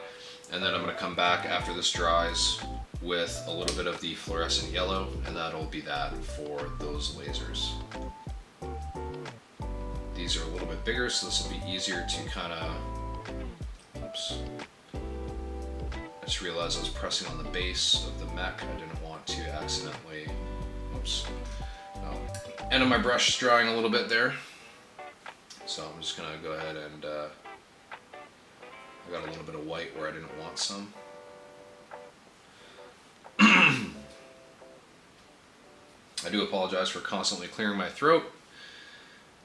I just have a little tickle.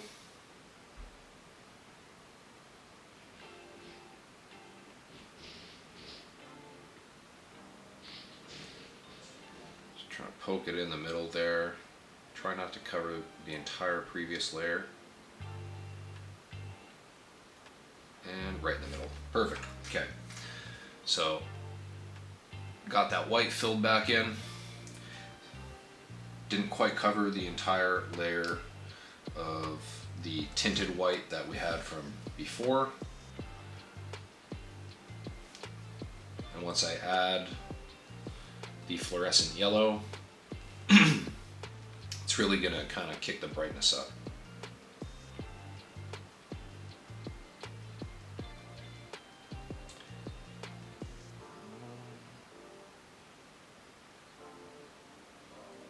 Tiniest white dots. Beautiful. Okay. I'm gonna go ahead and grab the Argus again, and I need to grab the yellow ink, the fluorescent yellow ink here. Just gonna go ahead and drop a single drop on my palette, and I somehow got a bit on the outside of the bottle. That's okay. I go ahead. This is already very thin. I don't need to thin this down at all, really. As long as your brush isn't completely dry, that's essentially good enough. And this really just changes the tonal quality of these lasers overall. It's just something extra bright with the fluorescent.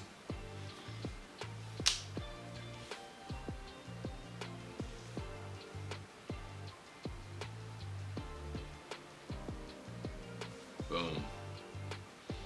Just really nice tonal quality change. Love it. And of course the Hellspawn.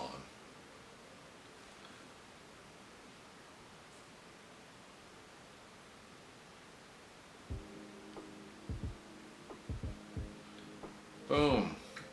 And the nice thing is this this fluorescent yellow tints all of the greens that you've layered on before. The leaf green obviously does as well, but it's not as apparent when it tints those colors, because it's just a normal green ink that happens to be vibrant, whereas the fluorescent yellow just really punches up the color value of everything else. And as you can see here, just kind of focusing with a little bit of that green on the bottom of the muzzles, it just kind of lends to that like internal glow look on these lasers. And not having the perfectly symmetrical circular dots also helps as well. Really, really nice. I'm gonna go back to the Argus here. Tiny little laser muzzles. I'll turn it sideways like that. That's pretty good. Getting the reflection of the metallics in there. I can see an area here where there's just a little bit of. I must have accidentally scraped off a little bit of the matte varnish, and that's the gloss varnish showing through. Totally fine. And the missile launcher here looks really nice now that the wash has dried. That yellow isn't quite as bright. It's a little bit dirtier now. Really, really like that. Okay, I'm gonna move on to large lasers. And then we'll kind of tackle the Thanatos at the end on its own. We'll do both of these in a classical jeweling style. So,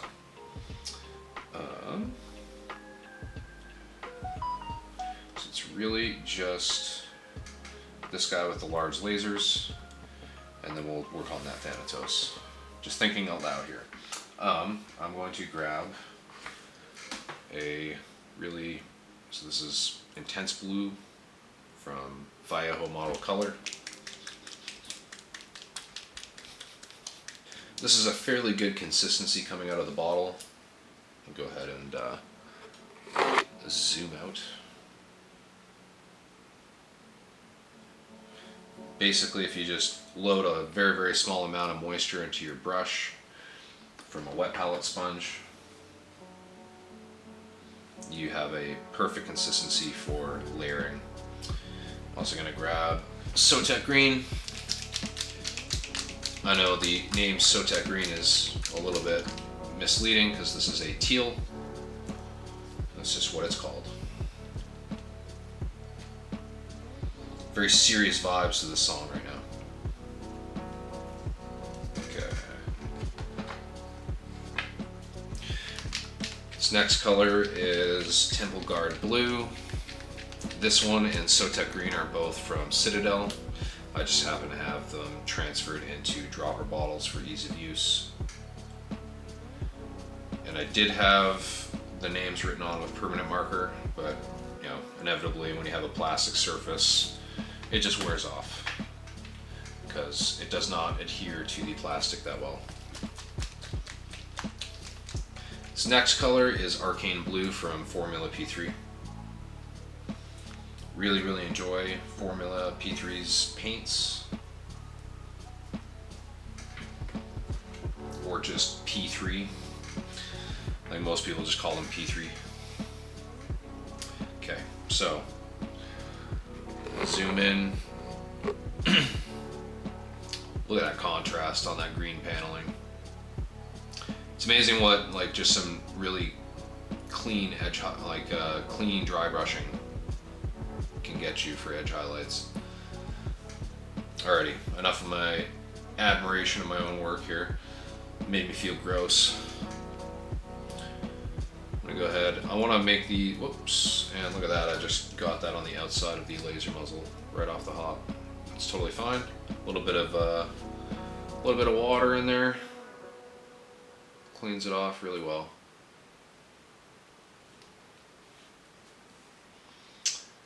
So I don't think P3 were still being made. If they were, it was just like, honestly, I don't know if they were, but I know they have a Kickstarter out right now, so which actually kind of leads me to believe that maybe they weren't. So I'm just going to fill the entire laser muzzle with the intense blue from Vallejo.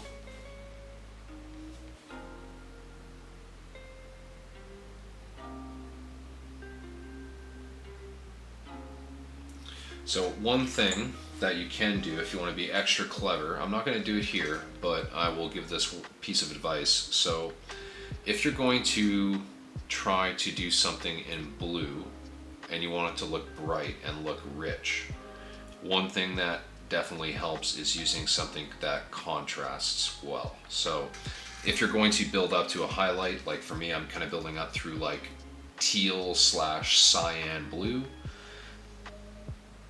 Something that contrasts that color really well is like magenta. So if you add like a little bit of violet and magenta in as like the base layer of your, your laser jeweling, and then you start adding some like mid-tone blues over top of that and layering up to your highlight, man, it'll add like a really nice subtle two-tone look that just looks so good. So definitely recommend doing that. If you watched one of my first streams, I believe it might have been the first one actually, where I painted a Prey Seeker. I did the base on that thing and it had some crystals, and the crystals I based in like violet and then ended up having them look like bright blue crystals at the end. Essentially the same concept, but you can do it on lasers, you can do it on canopies. Looks really, really good. Anyways, I'm going to carry on now. I'm going to move to Sota Green, and this is relatively thin coming out of... Nice. I just killed a fly. Landed on my arm. Not today, buddy. Not my friend, guy. Not your guy friend. Not your friend, pal. Not your friend, buddy. Sorry, I had to exercise that out completely for the meme to be complete. Alrighty. Probably went a little bit heavy on the Sota Green on this, but that's okay. I want this to be fairly bright and rich at the end. Didn't necessarily want to completely snuff out the previous blue, but that's okay. I'm just kind of thinning out this Sota Green on this side there. I think that's good. Pardon the angle. So that's pretty decent. I'm gonna go ahead and grab a little bit of the Temple Guard blue. Not thinning this really much at all. Just a tiny little bit of water in the brush. And that's because this is the air, like the Citadel Air version, so it's already relatively thin out of the bottle. So for this, I'm trying to be careful not to completely snuff out the previous layer. So as you can see, I've kind of just applied this Temple Guard blue into the recess. I'm going to do the same thing on the other side. Oh yeah, there we go. I'm gonna add just a tiny little bit more into the center.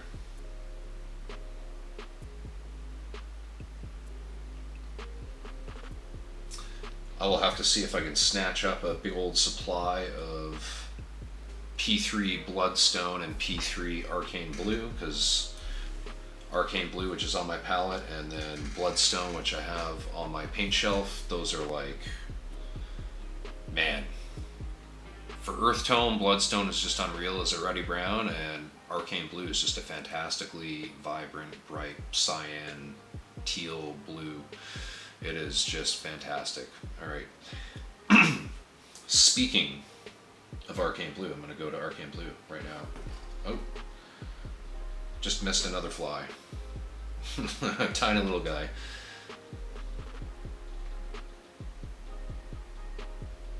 Nope, not enough, and that dried out on my brush. So I'm just going to grab just a little bit more.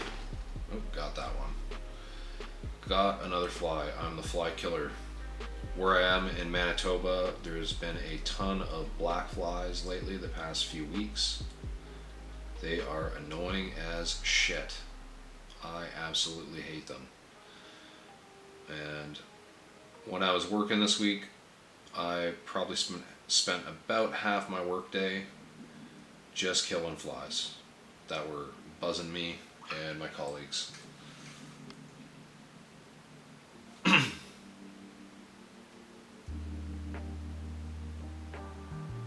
I actually got pretty good at throwing my fly swatter, believe it or not.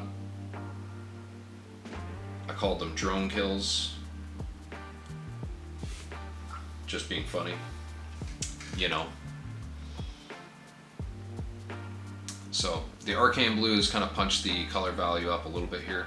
I'm just looking at something here in the reflection on the bottom of the barrel of that top barrel there. I want to add just a tiny little bit of black at the bottom of this laser muzzle, just to kind of kill a tiny little bit of silver shine that I don't really like. It's going to be right down here. I think that's about good. Maybe not. There we go. I think that's good now.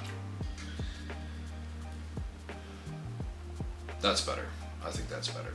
Alrighty. So I am going to add, I'm going to zoom this out. I'm going to add a tiny little bit of white into my arcane blue. I'm going to just transfer a little bit of white ink over. I'm going to offload all that water that I just loaded into that brush. I'm going to grab a little bit of this arcane blue, a bit more than the white ink, and that's going to brighten that up significantly if you look at those two colors.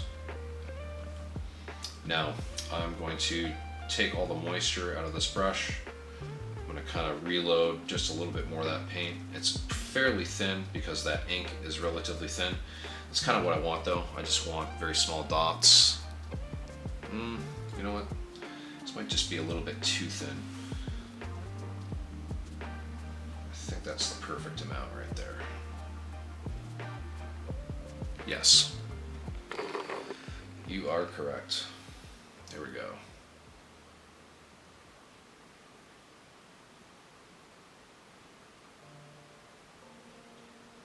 Just stippling in kind of that deepest recess. Filling in the whole area. In the deepest area, but leaving all the exterior a little bit darker. I think that's pretty good. It's a lot brighter.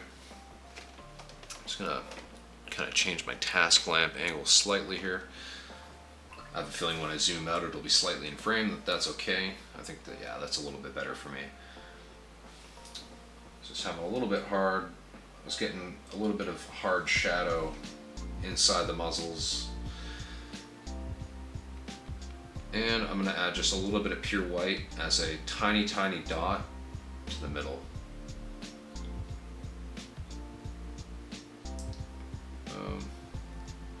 Again, that dot doesn't need to be perfect, but you don't want it to be super sloppy either. So.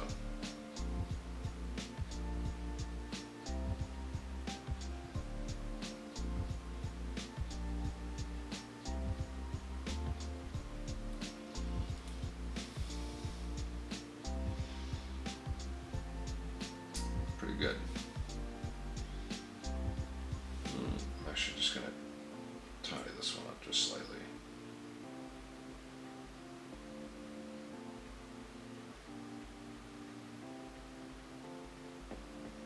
There we go. That's good. Okay. Alright, I'm going to take a drink and take a look at chat here because I see some things have been said. LOL, I'd avoid that. I wonder if the Wooden Vale warehouse is still being leased by them. SFG just launched or is launching a Kickstarter for the P3 paints. Pics show them in bottles versus pots. Steamforged look like they don't have criminal management. Should go well.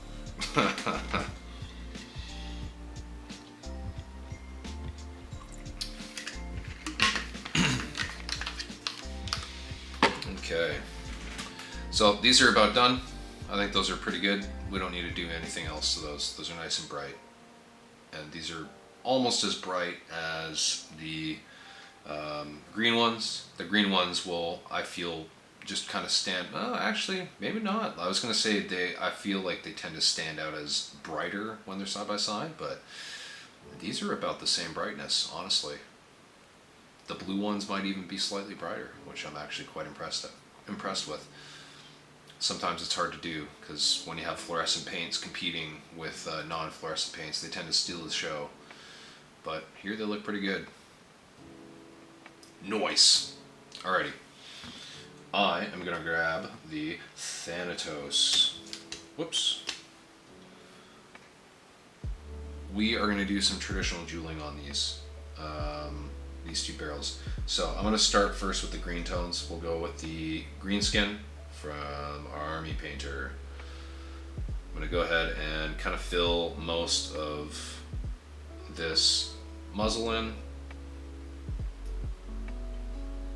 I'm going to try to just do the recess, pardon me, and it's actually kind of small because the rest of that's kind of just the inner surface of the barrel. So I'm just going to be kind of stippling very small dots in there. It's going to be very subtle in comparison to this big, sexy, thick, large laser muzzle. Well, the barrel as a whole is pretty thick. So basically this bottom third on the left, bottom left essentially, I'm trying to fill in with all this blue. You can kind of fill in a little bit beyond, but I'm just kind of stippling and trying not to cover all the inside of the barrel there, because we're not necessarily doing a glow effect on this. We're just doing like a gentle reflection on the laser lens itself. So it's going to be rather subtle as we move through until all of a sudden we're going to have like a steep color gradient shift with a hard highlight edge, and that'll kind of complete things.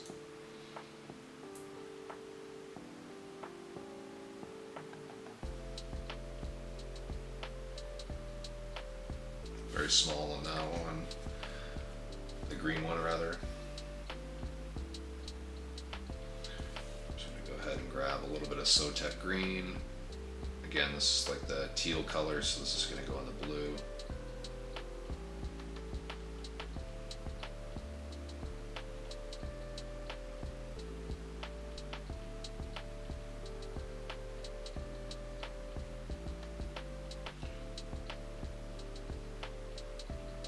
So I'm kind of trying to delineate that curved edge. And I've got a little bit on the inside edge of this barrel, but that's fine. I can kind of tidy that up with a little bit of black around the border. That's pretty good. That's subtle so far. I'm gonna go ahead and pick up this brighter green, which is the snake scales from the Army Painter. And just gonna kind of put like a little shitty dot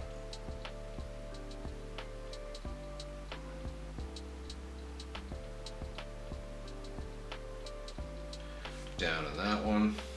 And again, I kind of fudged up over here. I just got to tidy that up a little bit with a bit of black, but just very slowly building that green value in the bottom left. I'll add a tiny little dot of white actually, I'm going to add that tiny little dot of white right now. I'll offload some of this on my thumb rather. Pardon my head, this might have to just end up in the picture.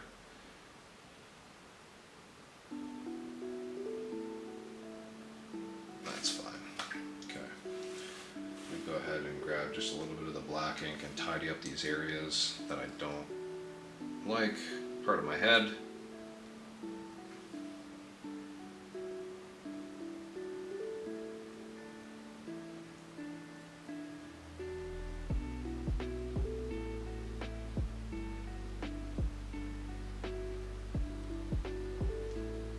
Okay, just so I can get this in focus here. So as you can see, I kind of redefined the inside edge of the laser muzzle there. The medium laser down here looks a little funny, but that's because I still need to add the green filter. gonna do just a little bit of the green right now. Oops. Just offload a little bit onto the paper towel. Come and grab some of that. There we go. Just gonna fill that whole thing in. That's very subtle. Doesn't need to be super bright. Just giving the impression that there's a lens there.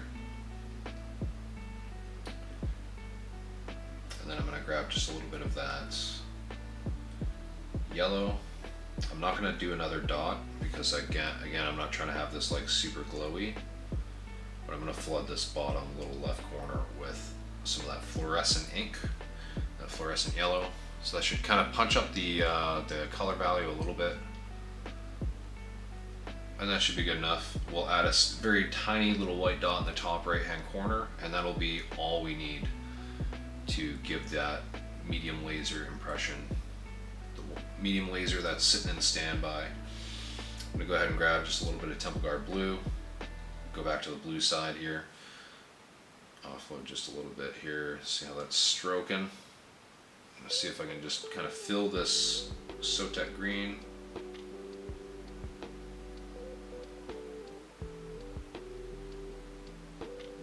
Again, I'll probably have to clean up a little bit of this with black ink. That's totally fine. Definitely will have to.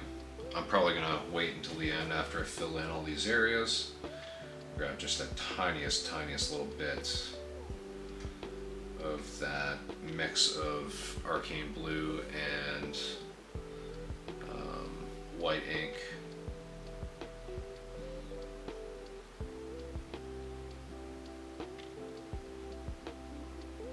Trying to do like the very small area in the corner, and we'll go back to this black ink just to kind of redefine this inside edge.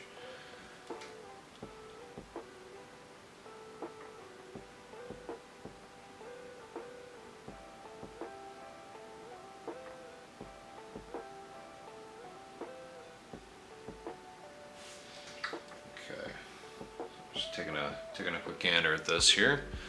Let's zoom in a little bit. And the blue's looking pretty good. This doesn't need to be like perfect blending. This is such a small scale. And again, we're trying to move relatively quickly. Not trying to spend too much time on these details. We're just trying to make things look a little bit pretty and then move on. So for this, I think we're probably good to move to the white reflection dot in the top right hand quadrants. And then we'll just crack on with the rest of the details. Boom. All right, I'm gonna zoom this out just slightly. And then I'm gonna grab a little bit of white ink. Offload some on this paper towel. I've got a lot on this brush for some reason right now. Okay. The key is a very, very modest, small dot.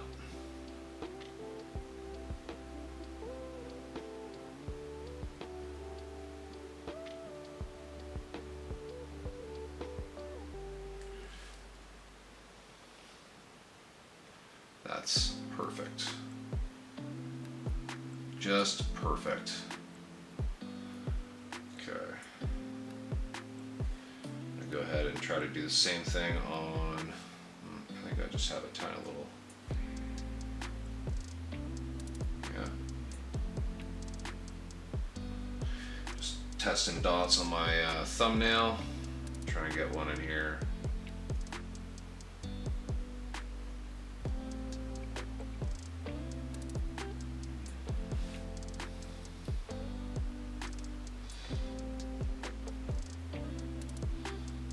That seems pretty good.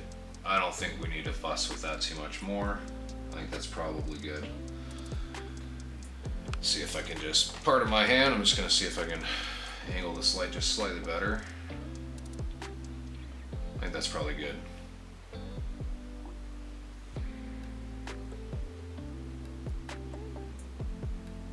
Psycho Killer Mike got my feedback from Double O Dog, working on the adjustments. Not as bad as I thought it was going to be. Yeah, man, like it was just, you know, it's just a handful of things you gotta tighten up and you'll be there. It was the same thing for me the first time I applied back in 2021. I just had a few photography issues, a few painting issues that I had to tighten up, and tighten those up over the course of 2 years. Just learned as much as I could and took another swing at the old baseball. It was a terrible saying, but you heard it here first. Boom. I think I'm pretty happy with the lasers on this thing, so I'm gonna go ahead and you know what, am I happy with the lasers on this? I think I am. I think that's pretty good. I don't need to fuss with this too much more, I don't think.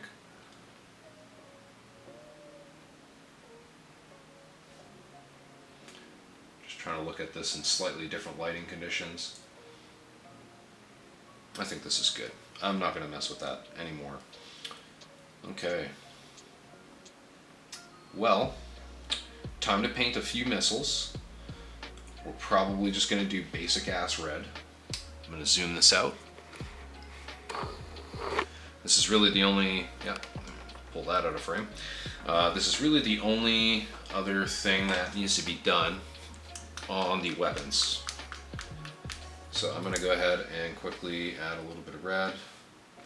This is Chaotic Red from Army Painter. It is a very thick with 3 C's paint right out of the bottle, but the moment you add a little bit of water to it, it thins down brilliantly. Very bizarre. The next one that I'm putting on here is Dragon Red. This is relatively thin out of the bottle. That said, this is a very old production. It's like almost a decade old. Same thing with this Pure Red from Army Painter that I'm shaking up. It's also very thin out of the bottle. Just popping that down there. And then I'm going to grab a little bit of Evil Sun's Scarlet. This is a Citadel paint, but I have it put inside a dropper bottle.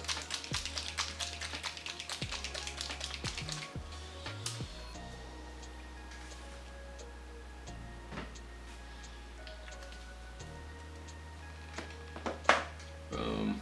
Okay. So I'm just going to go ahead and load a little bit of water into my brush, and as you can see, this thinned down immediately. There's no clumps or anything in it. It's just, for whatever reason, it's very thick in the bottle. I'm just going to go ahead and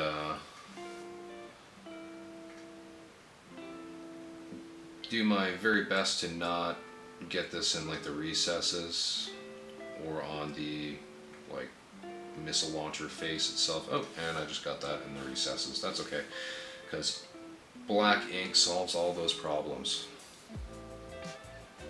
I'm just going to add black ink to that one, let it dry, and I'll come back to that particular missile. Part of my hand positioning here. Just grab a little bit more of that Chaotic Red. Add it to the other missiles here.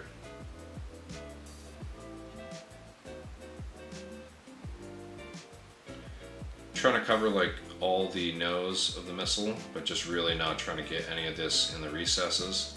As I layer up these colors, I don't need to cover as much of the missile, so it just gets a little bit easier as you start layering up the other colors. And then the very end, Evil Sun Scarlet, you're just putting a tiny little dot as like a highlight. So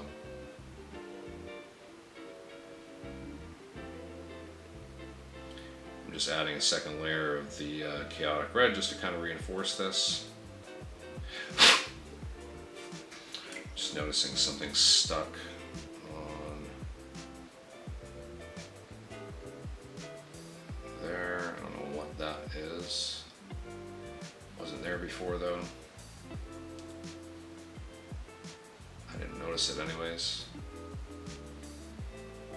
I'm gonna leave that be for now. It's totally fine. Alrighty. I'm just going to finish off these missiles before I move on to the next one. I'm going to go ahead and grab that Dragon Red. And because these are thin, they layer up the color value a little bit slowly, which I kind of like. It's like a gradual increase in brightness, which I really enjoy these paints for like glazing reds.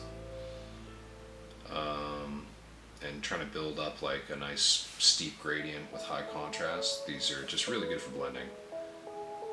I don't really have to thin them that much, and they provide a nice smooth transition. At least that's my personal experience with them. I know some people don't like Army Painter stuff. Again, we talked about this earlier in the stream, but I personally enjoy their stuff. They definitely take a little bit of getting used to if you're not used to them, but I never have issues for the most part. Okay, I'm gonna move up to pure red now.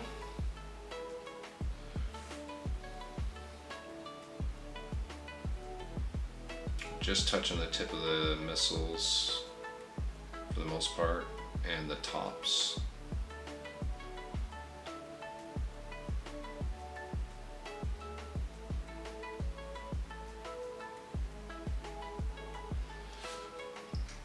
And then the final color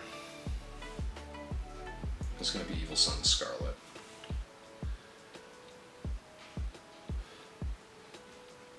And I'm just trying to do like the ends of the missiles.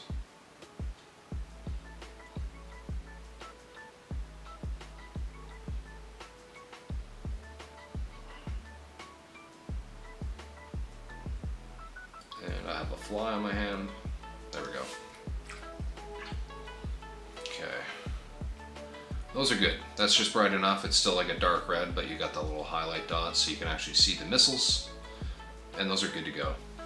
Papa Chicken, oh man, just got my latest order from IWM. The new Savage Wolf sculpt is phenomenal. 100%.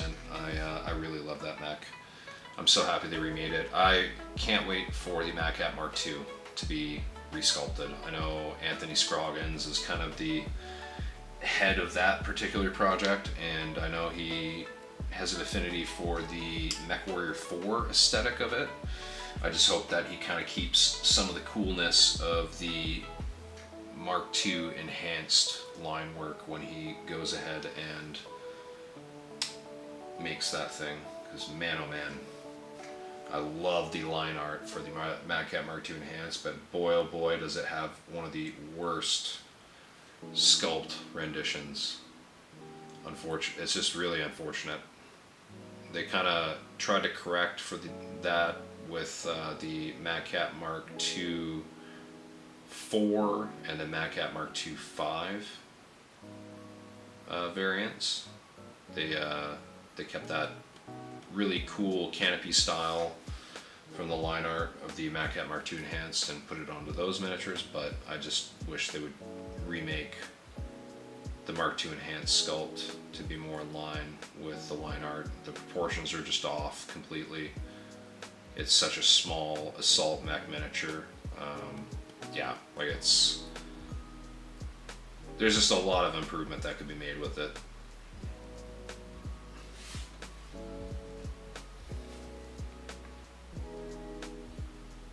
And I'm really hoping, really hoping that Anthony Scroggins goes,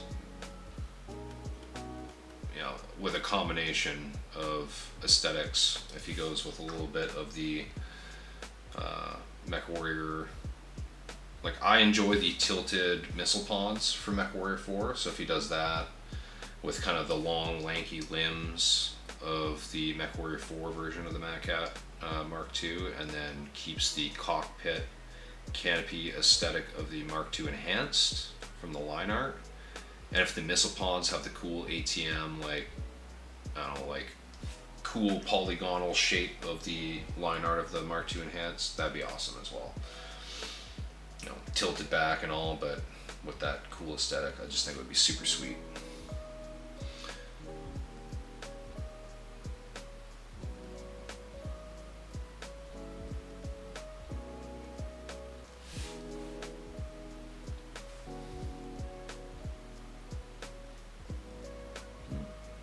little bit into the recess there, that's okay. I don't care. Such a small amount, it's not really going to be noticed.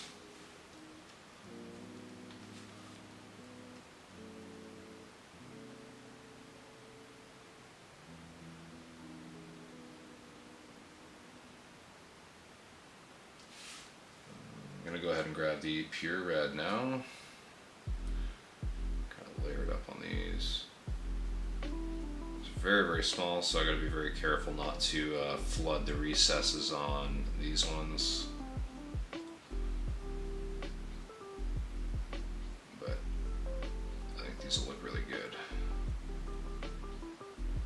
And they'll help to break up the not perfect lines on the missile plates.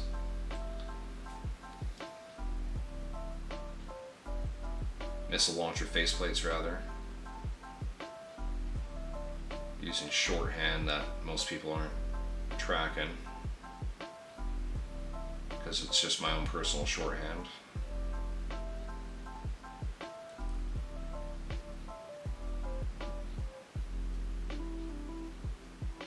Okay, and now the Evil Sun Scarlet, and because this is actually a relatively opaque red paint from Citadel, so I really like it for edge highlights and things like that. It's really good, and it's a very bright scarlet red. It's got a little bit of, it's got a bit of an orange undertone to it.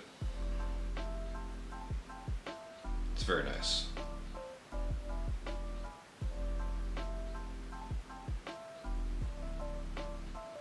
This will really help to define the points of the missiles.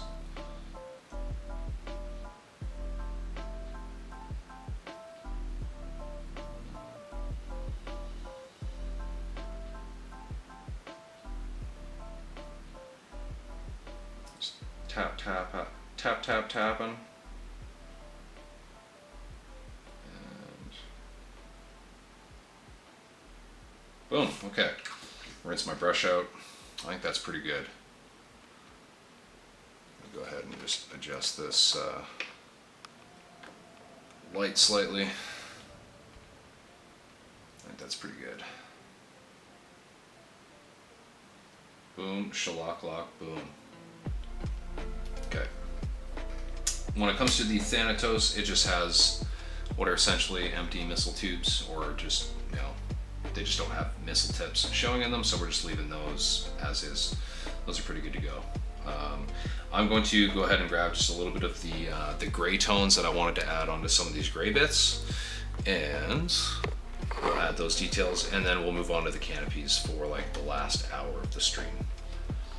I'm gonna grab, I like using, so I actually have both of these. So these are both Vallejo, one is Vallejo Model Color, one is Vallejo Model Air.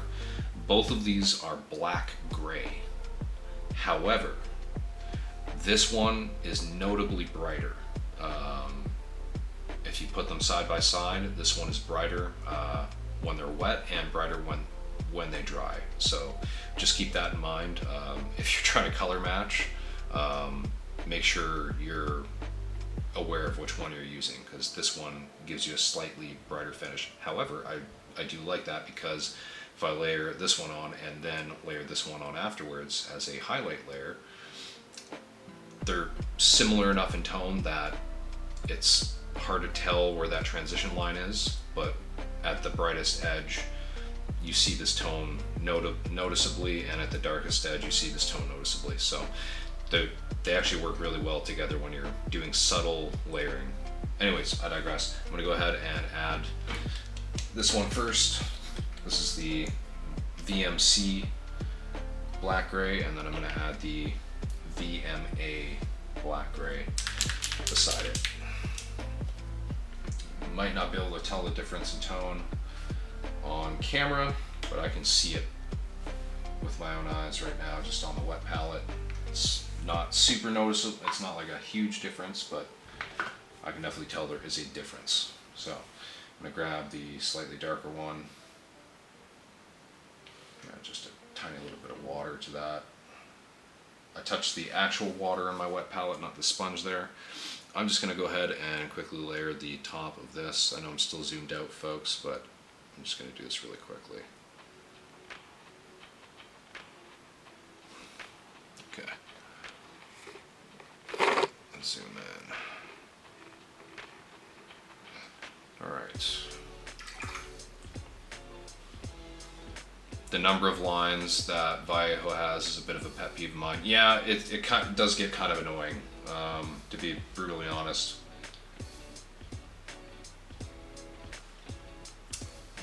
It's not small for its scale. I'm just looking at it. It's not small for its scale, it's painting economy sized. God damn you, Scott.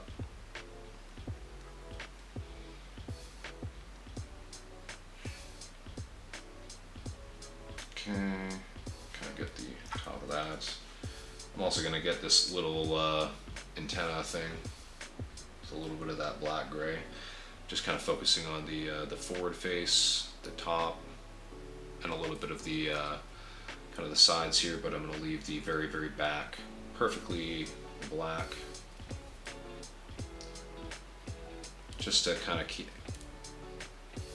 in continuum with the shading.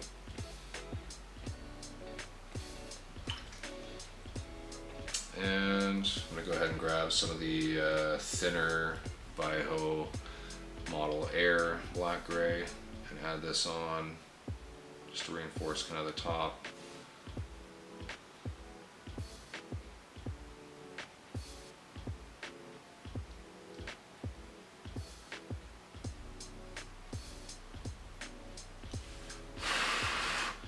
I'm just blowing because I want the paint to dry on that little antenna.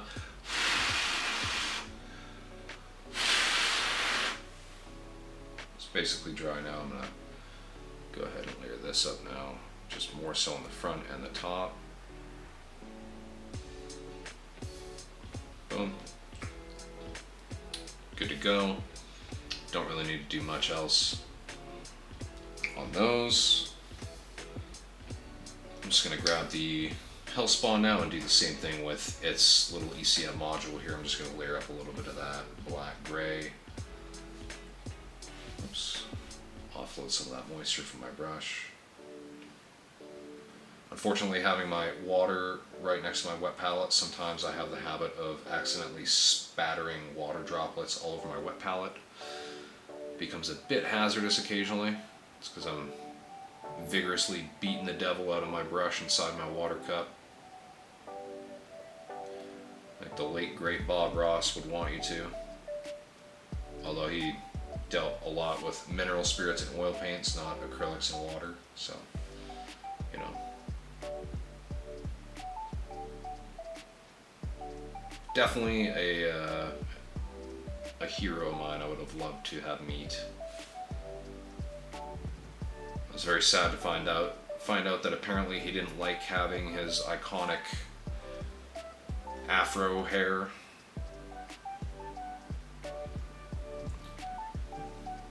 But it was just one of those things where he became known for it. So the studio very kindly asked him, hey, can you please just, keep the hair? Everybody loves it. People please a little bit, come on.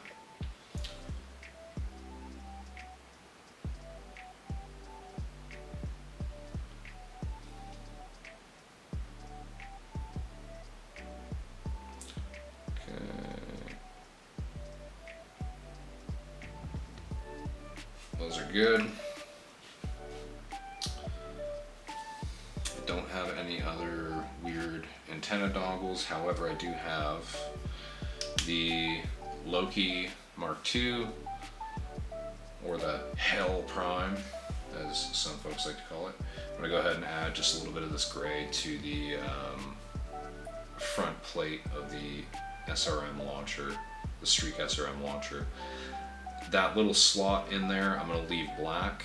I'm probably going to lens jewel that with a bit of magenta and violet.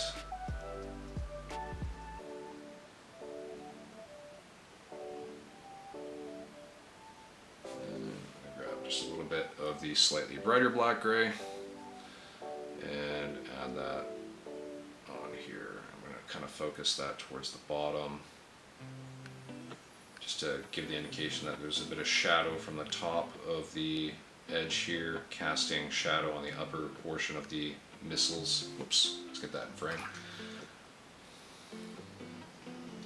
Love my thumb palette, by the way. Nice. Brings out my dead, empty eyes. There we go. Good enough. Good enough. I think we're good. I think we're good. Okay.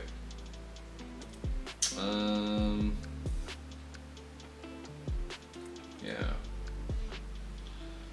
Okay.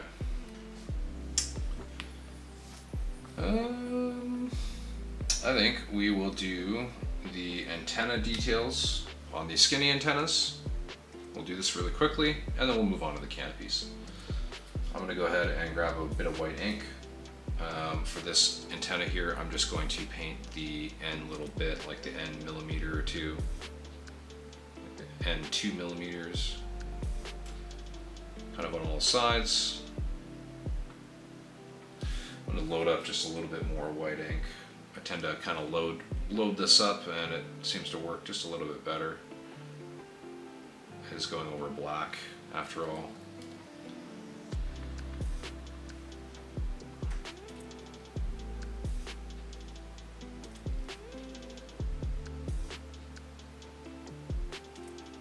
And the nice thing is when you're correcting, if you put a little bit too much white on one side, you can just quickly correct with the black.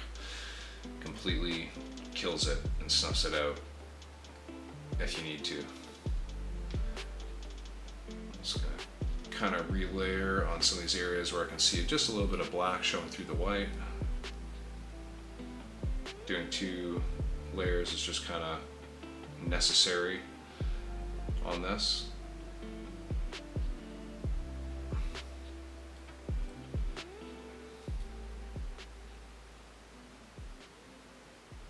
Pardon my hand positioning. This just gives me the best viewing angle right there. And a little bit more on this side. I think that's about good. Just a little bit right here. Cool. Okay. I'm going to go ahead and clean up the bottom edge of the white with a little bit of black ink. Just because I want slightly less of the tip covered.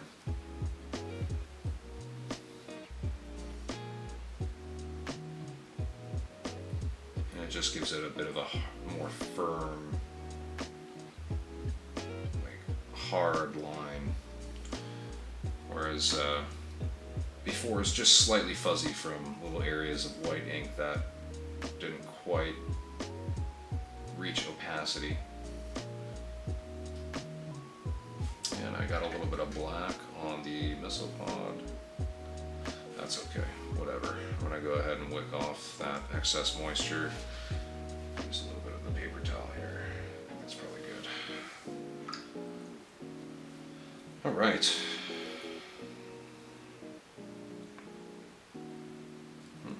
Just noticed a tiny little spot that I got to fix here.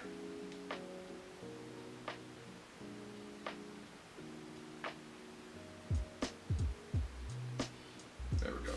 Okay. I think that's about good for that one. I'm only putting the white end on the skinny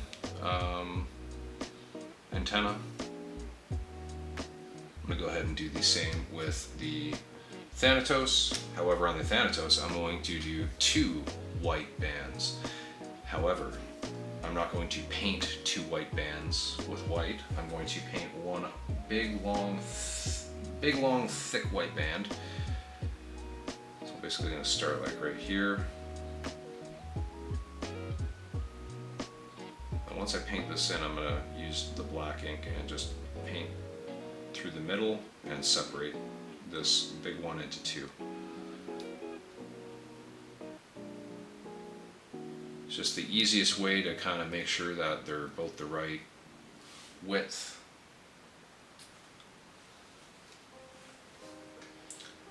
Part of my hand positioning here.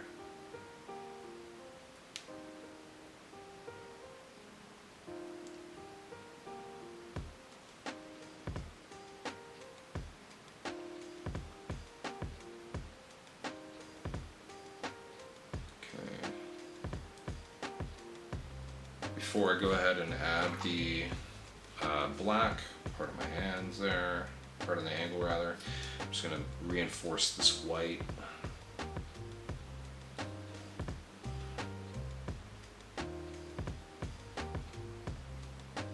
Just to make sure that I have good even coverage all around. I really like doing these little details on the antennas. Just really, it's just a cool detail that makes them stand out, especially if they're painted black. They don't always stand out that well, especially at arm's length, but just lets you know that they're there. Obviously, real time you would never want to have the tops of your antennas painted on an armored vehicle. In fact, we actually sometimes tape them up or use cam paint to kind of make them look more like tree branches or whatever, just a little bit, not just a flat color. But anyways, okay, I'm gonna go ahead and grab a little bit of black ink. And, sorry, pardon me, just grabbing, just offloading a little bit there. I'm gonna find the middle.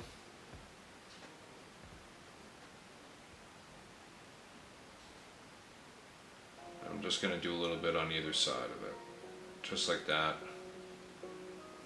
And I want to try to keep it so I still see where the black ends as I rotate this. That way I keep everything even.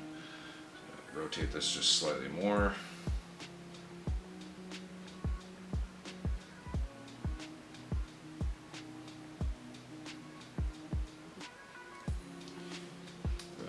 Spin the miniature rather than the holder.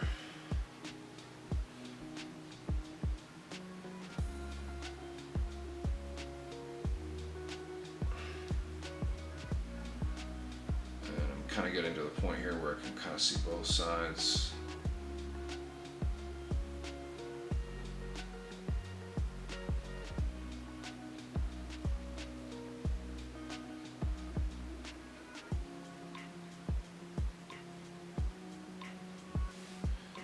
Okay, so I've kind of gone around the world on that, and because this is a black ink, it covers the white pretty well. I'm just going to kind of tidy up a few of the fuzzy edges on the bottom of the white there. Part of my hand angles. I'm just trying to move quickly here. I think that's about good. All right, let me recenter this so you folks can actually see it. I'll shake my brush in some water. Okay, so now we can see the detail. It looks pretty nice. Both those white bands are fairly even in size. And it's just a really nice little detail that sticks out very well. Boom. All right. I'm gonna go ahead and do the same thing with both of the Argus antenna because they are nice and long. I love this mech. Super cool.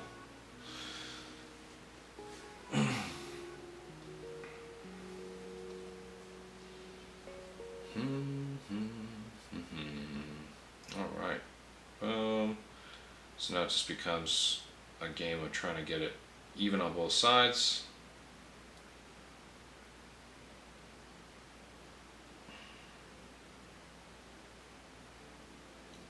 Those are about good. And again, we can always just kind of correct things as we move, especially with that black ink on the bottom ends of the white. It's always easy to just kind of shorten the white if you need to on one side or the other. But obviously we want to try to get these as symmetrical off the hop as possible, just to avoid having to correct things as we move. It's just a good practice to get into. Less that you have to go back and fix, the less time you're spending on a miniature overall. People like to argue, oh, just move through quickly and then go back and correct things. I just don't really believe in that. I think the more you practice painting cleanly and well and just accurately, the better you'll get at it. And then as time moves on, you will just be able to move relatively quickly without making mistakes and having to come back and correct them. So I just think it's a long-term game, a long-term gain scenario as opposed to short-term gain. A little bit of pain up front because you'll have to work a little bit more slowly when you're working on your miniatures, but eventually you get a lot quicker at doing it.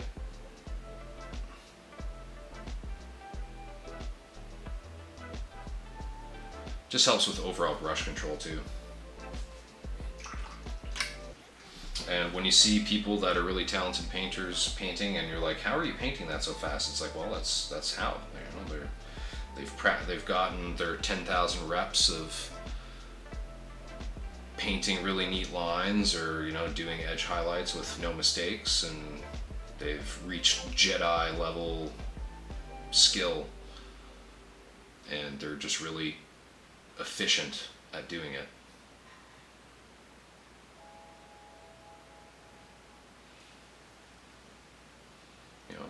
Practice doesn't necessarily make perfect, but practice definitely makes permanent. So the more you practice something, the more permanent that's going to be as a underlying fallback to what you do skill-wise, especially when you get stressed out or anything like that. But just as far as painting goes, if you're constantly doing the thing where you just make mistakes and go back to correct them all the time because you're just trying to move quickly, you're kind of doing yourself a disservice.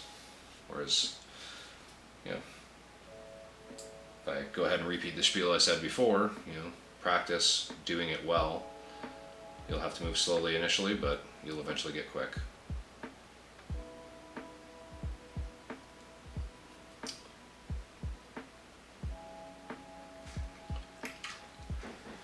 I'm going to grab a little bit of black ink now. I'm going to tidy up the bottom edges of the white. Oops.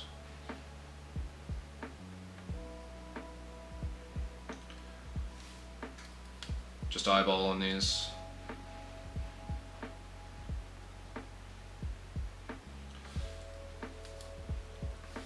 And even if I'm not shortening the white, I like to just really reinforce where that white ends and where the black begins. No fuzziness, no ambiguity. You know exactly where that white ends. Okay, I'm gonna go ahead and rinse that brush out. I just noticed I had a bit of a little nub of pigment on the end.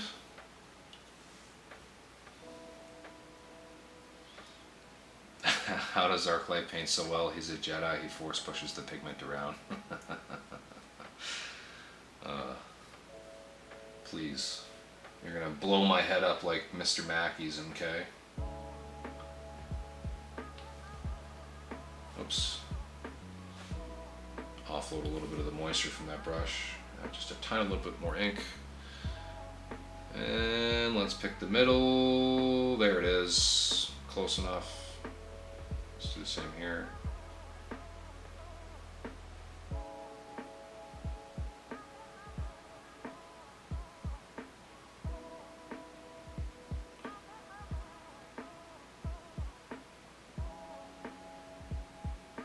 Oops.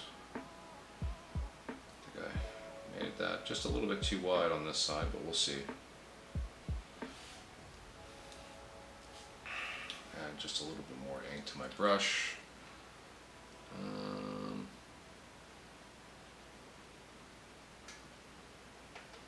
Gotta be careful not to accidentally throw black on the white of one of this one as I'm moving from the far one to this side. Go ahead and turn these just a little bit more. Again, just trying to keep it so I can see where I just finished off, but also where I need to continue.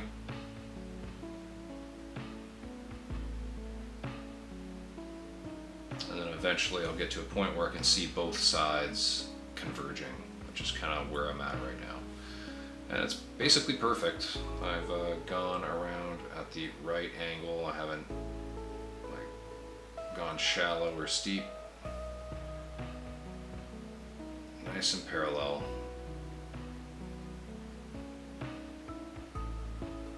Okay.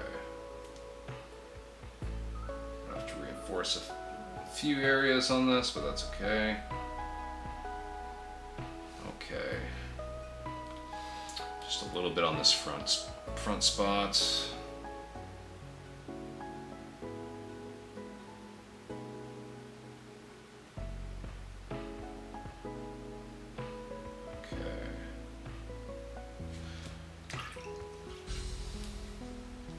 Alrighty. Again, lovely little detail to add. It just really makes the antenna stand out. It's looking really, really nice. Ooh, baby. Okay. It is 10 p.m. exactly, folks. I'm just going to quickly stretch my legs because it's been like almost 2 hours since our last break. Like an hour, 40 minutes or something like that. I'm just gonna take a quick little break, top up my water, and catch a breath of fresh air. And I will be back by 10:10. Papa Chicken, dude, how stoked are you for MechWarrior 5 Clans? I am super stoked. I'm very, very, very, very, very, very excited. We are definitely gonna have to drop together and do some co-op, 100%. I want to stream that too. I think that'll be really fun. I want to try and get as many of the CSO dudes in on that. I think that'd be really awesome. But I will be back, folks. Stay tuned.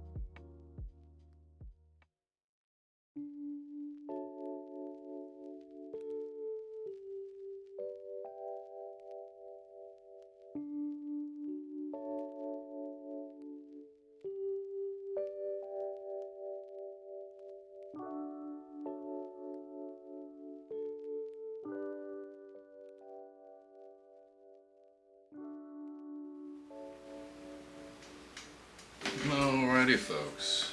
Give me 1 second. I'm just going to close my office door.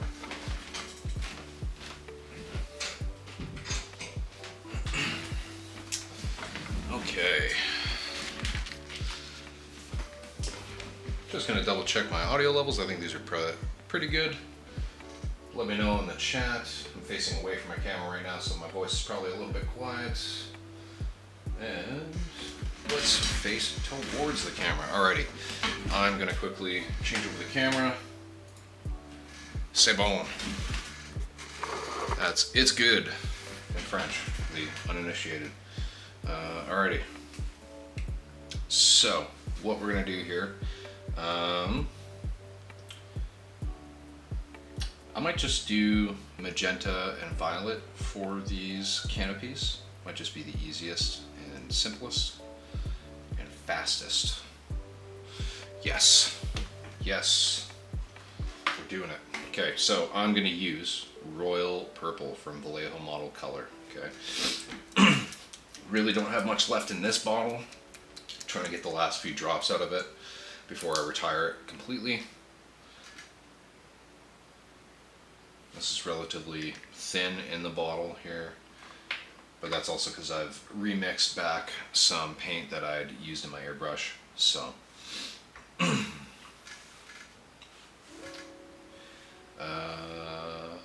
going to, I'll add the other colors here first before I continue.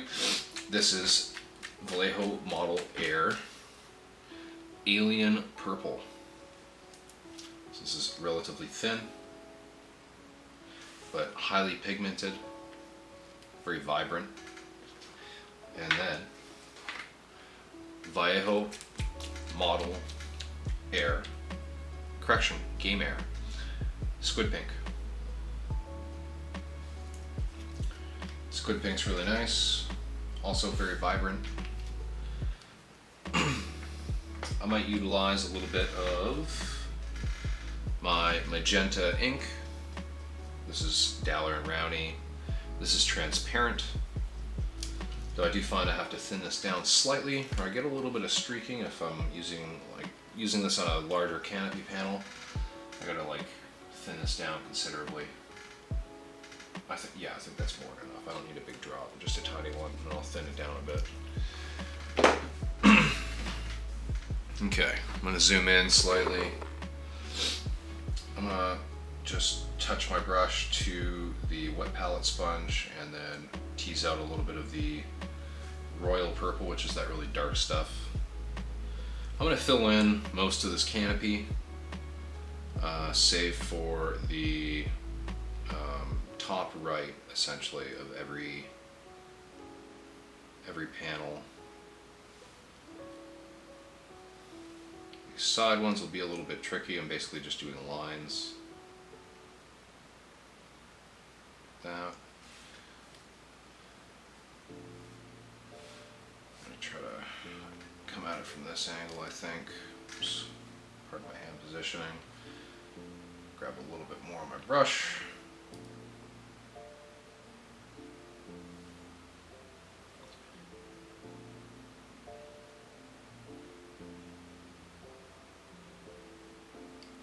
Just a tiny skinny little panel. As we build bright, you can see just a little bit of the reflection inside that as it dries and it disappears. As we build in brightness, it'll become more and more apparent, and then we'll just kind of have the highlight dot in the corner of that panel as the brightest tones. But right now, it's a very dark purple going over black, so you don't really see much difference here. I'll go ahead and grab the Thanatos now, do the same thing. Purple and pink always contrast really well with green, so as does red, but this does as well, very well. Kind of focusing on the lower half of this canopy panel. I'll bring up a little bit towards the top left, but I'm going to leave the top right black.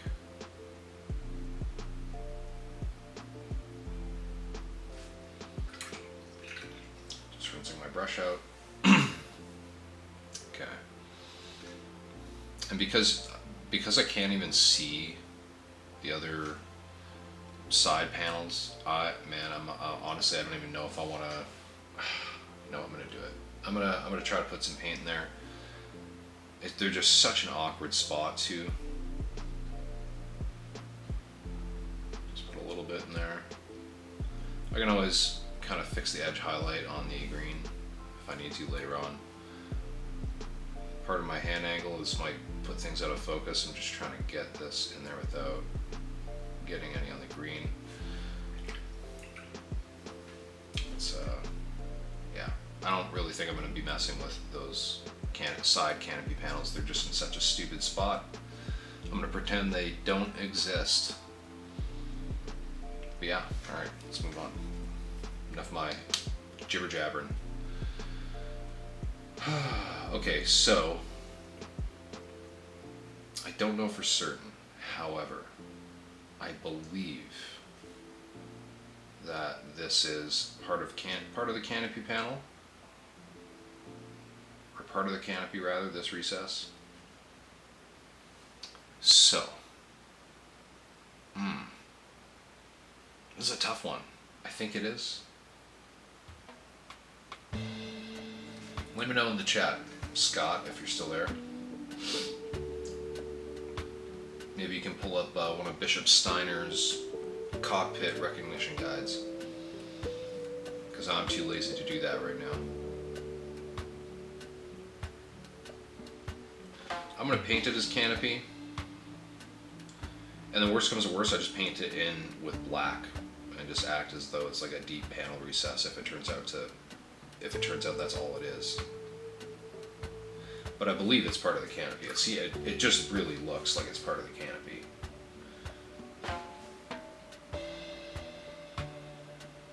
Just reinforcing just the inside edge there.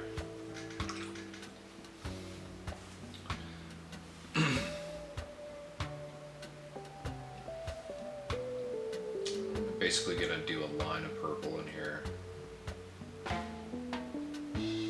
Just like that. And then I'm gonna go ahead and add some purple to the lower front sections of these side panels.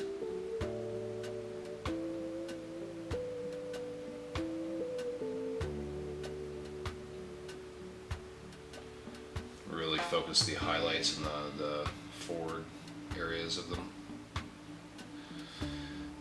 This side will be a little bit tricky to get into, but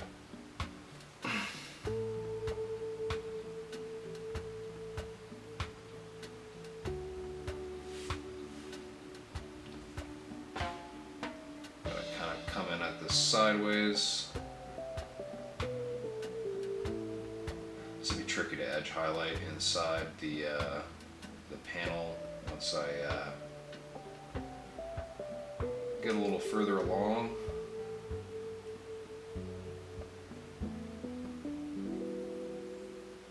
Again, part of the angle. Okay. I think that's good enough there. Okay. Let's move on to the low key, Mark II.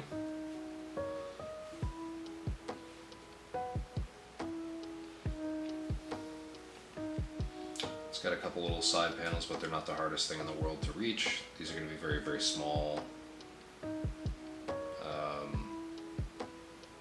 canopy panels that we're painting.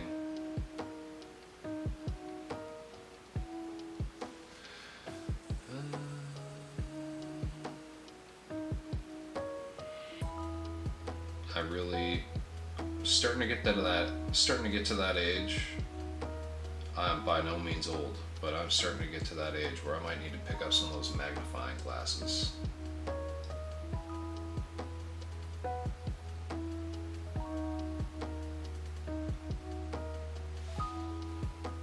White Fox SG, what's going on? Happy to see you in the chat again. It's a few streams in a row now.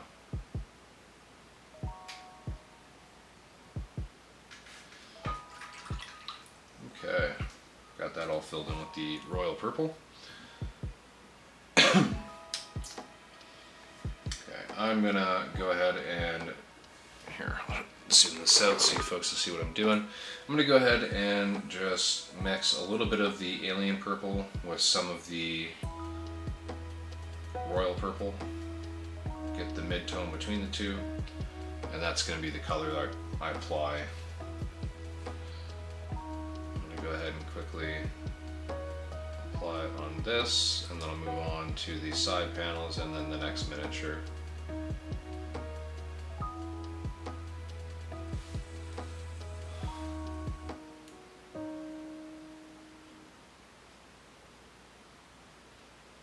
Again, just painting like a straight line basically within this side panel.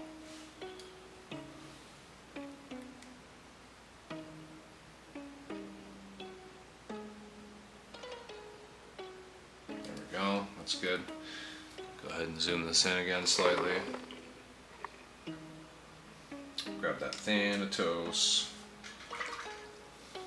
I'm just going to focus on the center front. I'm not going to bother with the little side panels. I'm going to pretend they don't exist. That they don't exist, rather. Let me enunciate correctly.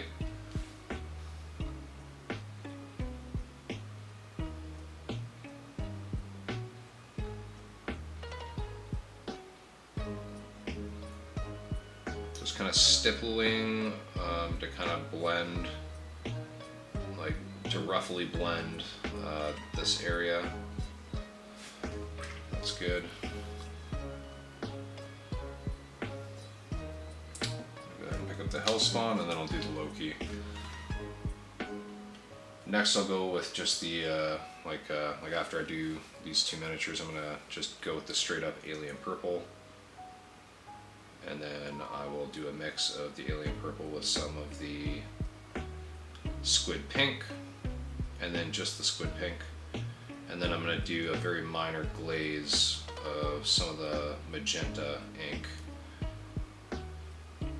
And then I'll add another layer of the squid pink, like just pure.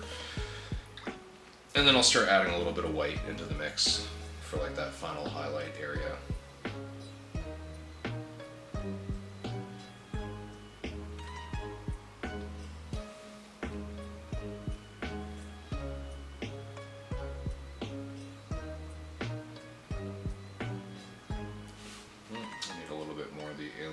Purple in this mix. Ran out of it on my palette, had to remix it. It's always tricky trying to mix enough to get through a job, but not so much that you waste. I'm just going to go ahead and ease a little bit of this on the front. Grab just a little bit of the pure royal purple and just kind of ease this transition a little bit, and just thinning this out slightly. Just on the front canopy panel here.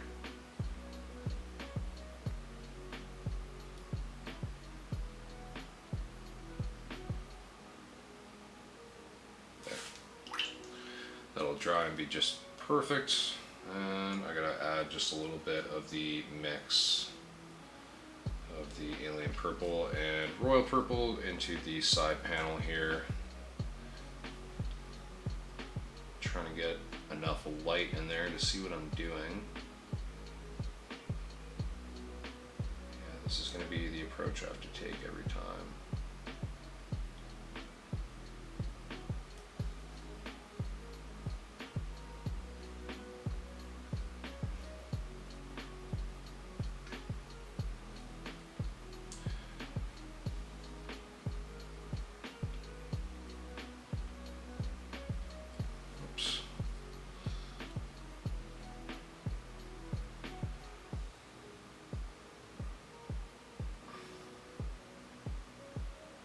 Straight line in this.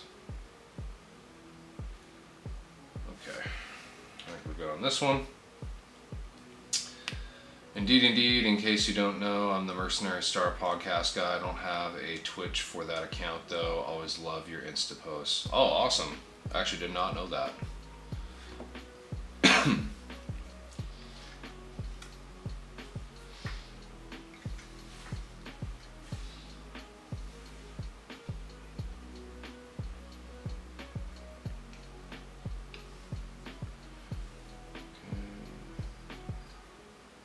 Again, just using this mix of alien purple and royal purple. Oops. It's a little bit too moist and I've probably loaded a little bit too much in there. I'll have to clean that up. That's okay.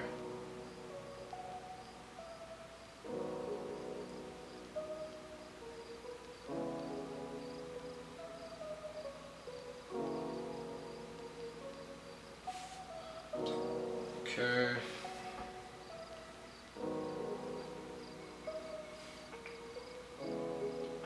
Just gonna tidy up near the top here. There we go. That's good enough. Okay, I'm gonna grab just some straight up alien purple. This is such a small area. I don't think I could probably just do basic layering and get a good highlight without actually blending.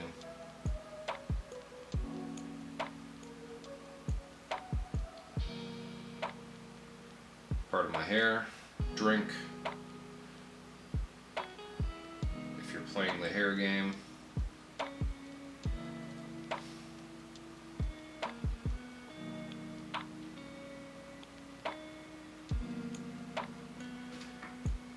Just trying to get right in that corner without touching anything else. It's like playing a game of Operation.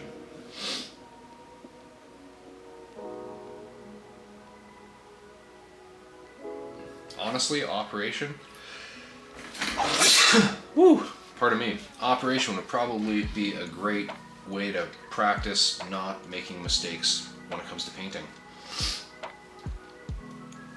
Okay, I'm gonna go ahead and start working back through these with the pure alien purple, building up an edge of highlight.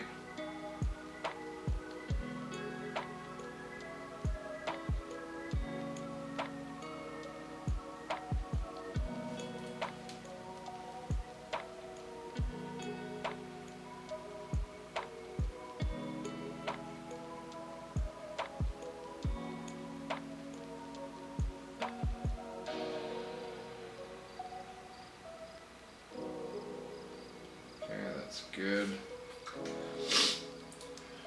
Pop that down there. Got the Hellspawn. Again, just working this alien purple. Just trying to start defining the edge of the panel where I want the strongest highlights to be.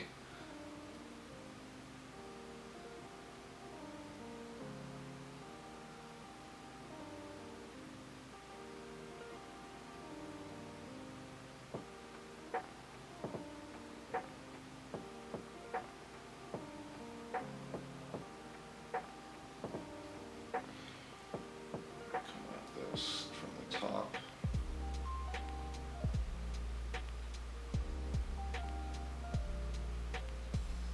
Just going to focus on that forward area.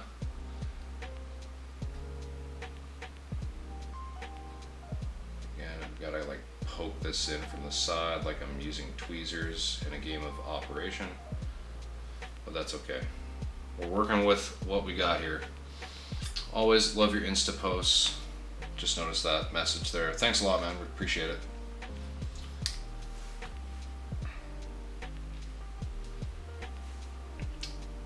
Trying to be a lot more consistent with posting, just posting one post a day.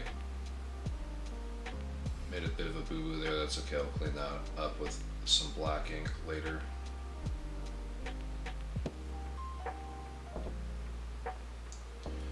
Go ahead and get kind of the front halves of these side panels with this color.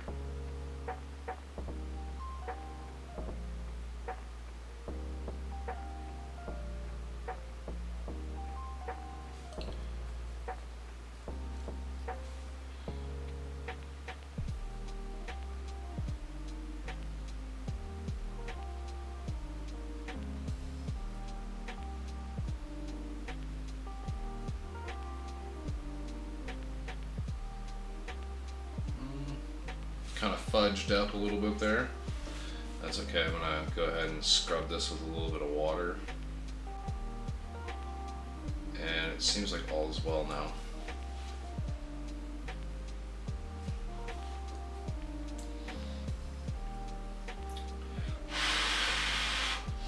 Just gotta dry that out a little bit before we go in with some more paint. I'm gonna go back in with the alien purple and just clean up a little highlight area.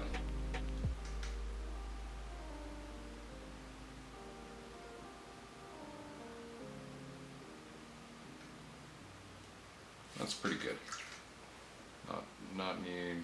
No need to put any more there. I'm gonna go ahead and grab a little mix of the alien purple and then a reasonable amount of the squid pink. So make a good magenta color, magenta-ish. It's going to be more like a desaturated magenta. Oops, there's way too much paint in my brush there. I had to offload some of that. I think this will be good. Offload the excess. Let's go right to that corner.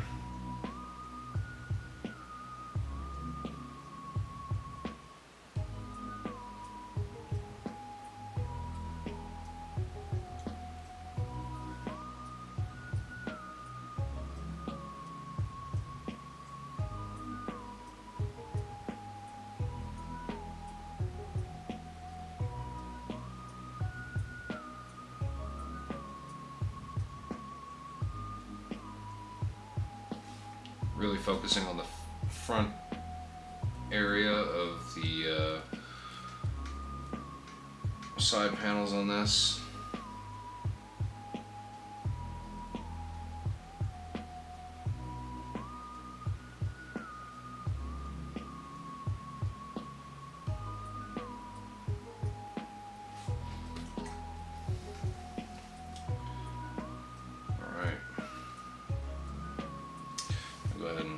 Plop that down there. We'll grab the Thanatos. Again, focusing on kind of defining this edge.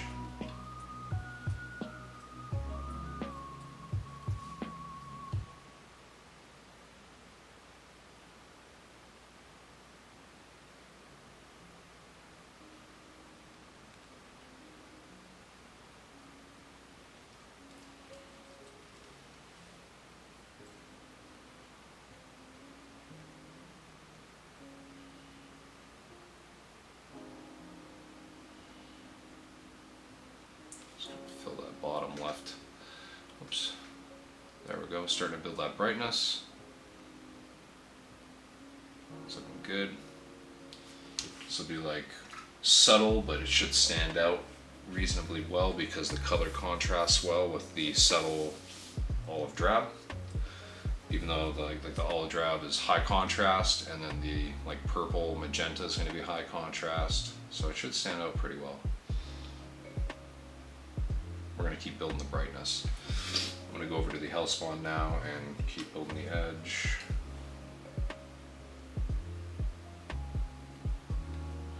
Edging.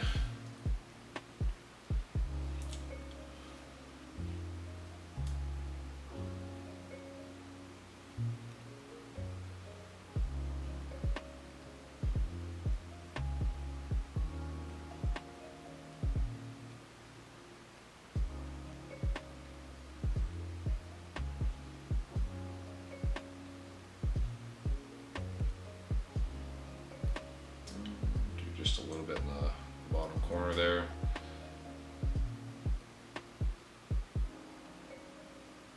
I'm kind of trying to race the clock a little bit here because I would like to try to finish these off before we close the stream out. I have to get a little bit of the previous color and just clean up a small spot. That's fine, and then I'll have to go back in with black later, but I'm going to do that on all the canopy panels for all the mechs and just tidy up kind of the edging around the framing of the canopy panels. That way they have a nice defined line between canopy panel and armor panel. Black is always good for that. It's a good proxy for that. Okay, just kind of fill in the bottom edge just to brighten it up a little bit. And the Loki Mark II. Let's grab that same mix.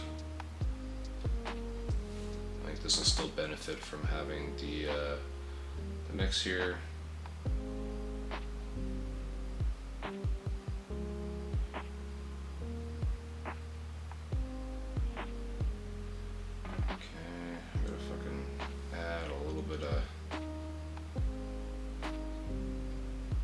Some very small amounts.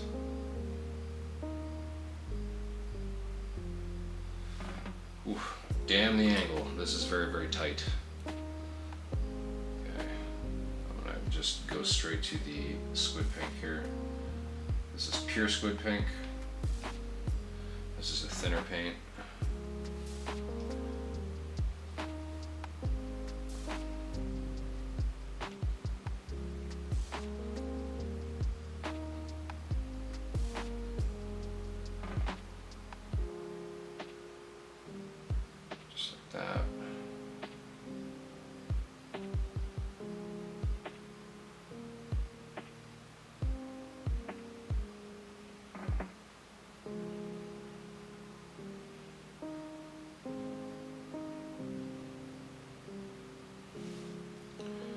Okay, so now we've got those edges really defined inside the canopy panels.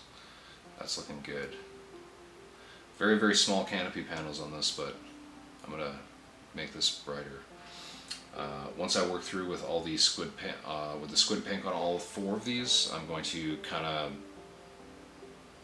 increase the brightness of the squid pink with some white ink, and that I think should be the final highlight within the color, and then I will do the single white highlight dots on all the other panels with just the pure white.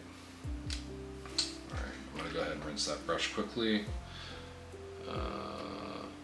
Just looking to see just a little bit of dry pigment. I'm going to go ahead and grab the pure squid pink again. Oops. Just trying to make sure I don't have too much on my brush here.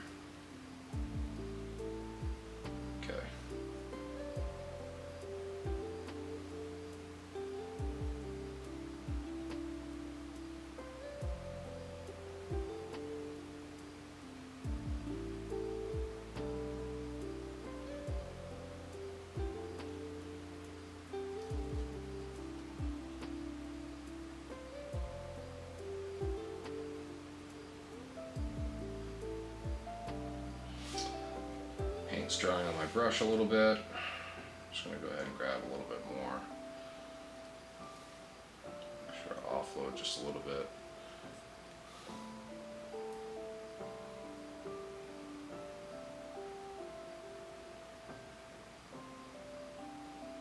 I'm not too worried if the bottom edge gets a little bit messy, because I'm going to clean that up with just a little bit of black ink at the end. And just building that brightness, this is good. Grab that Hellspawn, do the same thing. Just trying to offload some of the moisture from my brush without removing the paint.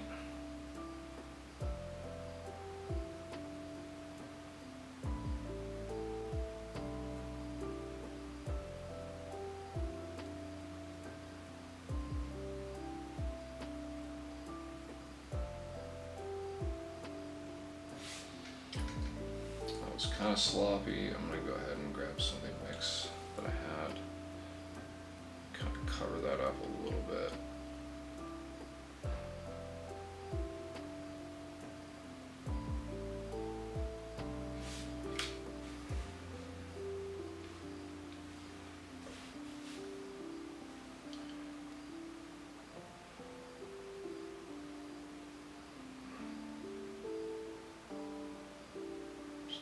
Tidy that up a little bit. I'll have to go back in there around the edge with some black, but that's totally fine. Grab a little bit more of that squid pink again, and fill in kind of the rest of these highlight areas that I need to fill.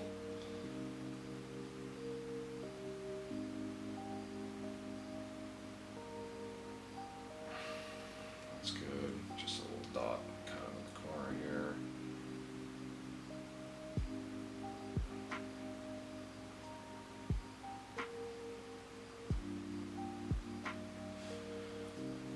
And towards the bottom and this side as well.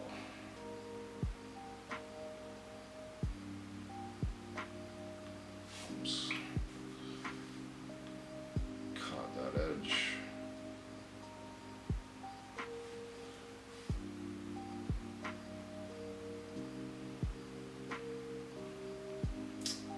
I sounded like kind of scrubbed out that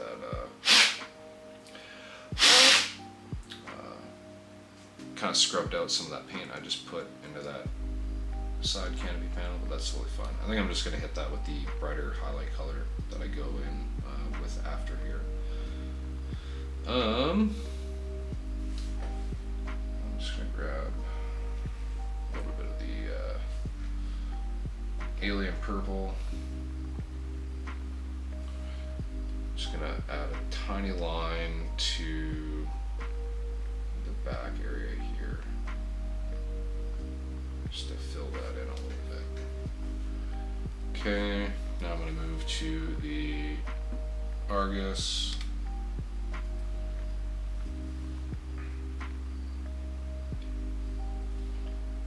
Offload some of the excess here.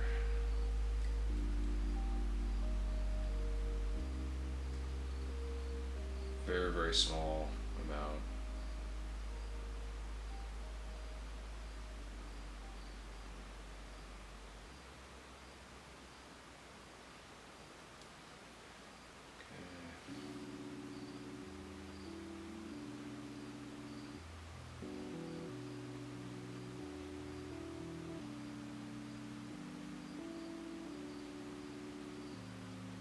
Kind of do in the front little area on that panel. Do the same on this one.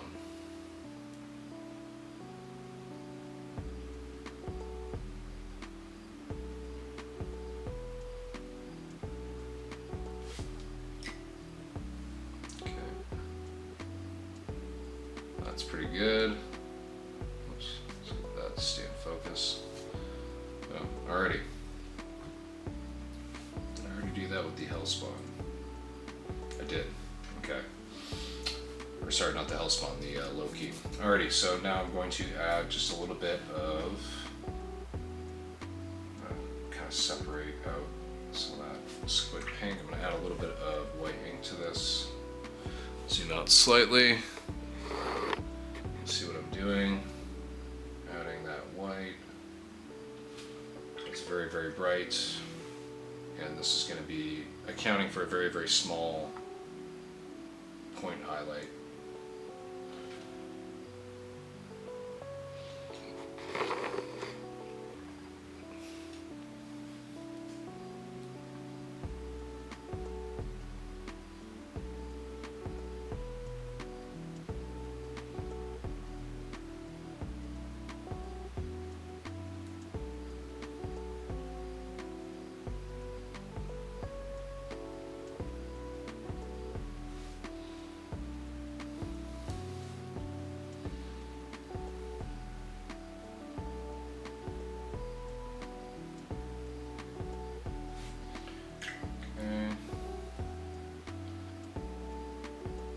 Cleaning up all these panels with a little bit of black, so I'll sharpen up that corner, but that's pretty good. Nice and bright right in that corner. I'm going to try to repeat the same process with the same color on these little side panels, just a tiny dot. Yeah, I'll have to clean that up, but that's okay. Do the same one here.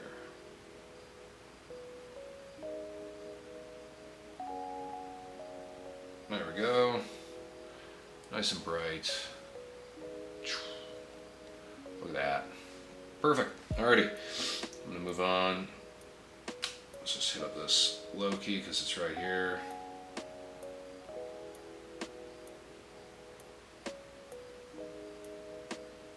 clean this one up a little bit, but that's okay.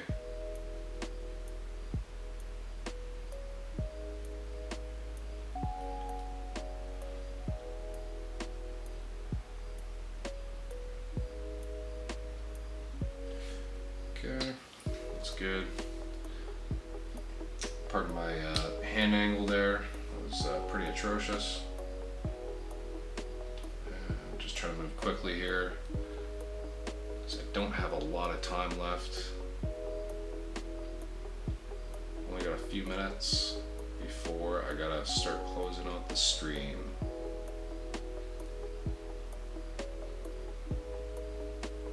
That's just the nature of the beast when it comes to Streamlabs. I don't have a subscription. I'm probably going to add a subscription. That way I can stream longer than 4 hours in a single session. And I can dual stream to YouTube as well.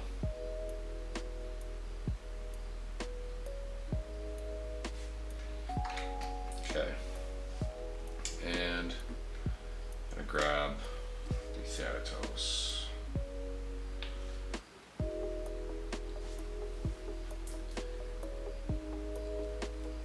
Turn it on its side here. Pardon the angle. Pretty much that whole bottom edge.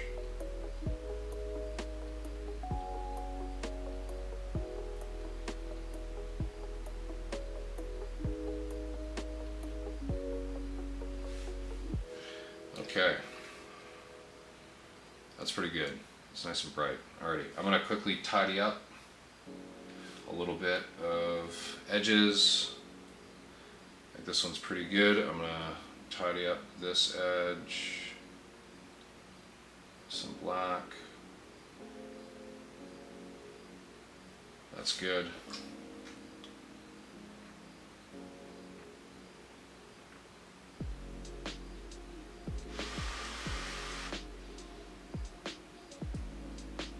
I'll have to go back in there with just a little bit of pink. I think maybe not. I think that's pretty good. Directly from the camera or something, you should be able to stream more than 4 hours. No, I'm streaming from my camera on my PC. And I'm using Streamlabs to do the overlays and all that stuff, as well as integrate the music and be my sound mixer, and just the limitations of the software. They want you to pay to allow you to stream for more than 4 hours in a session, which I was just trying this out initially, so I wasn't sure if I was going to continue with this or just record and then upload videos, but I really enjoy the streaming, so I'm going to just go ahead and get the subscription. It unlocks, oh my goodness, no, I just I think I saved it. I accidentally got black ink where my highlight was, but I actually just fixed it. I'm going to set that down, let that dry.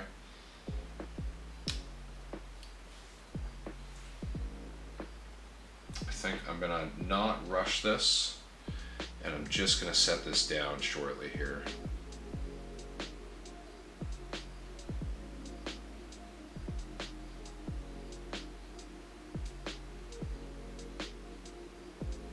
What happens when you rush? You make mistakes. Yeah, making small mistakes right here, which I'm not a fan of.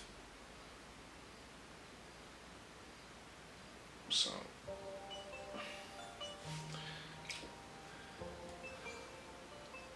all right, I'm gonna set this down and we'll hop over to the chat for a few minutes right before we close out the stream, and we will finish with the canopies and the bases and the jump jets on these next week. Bear with me, folks. I'm just going to hop back over to my computer desk to my other mic, and we will get ready to finish this out.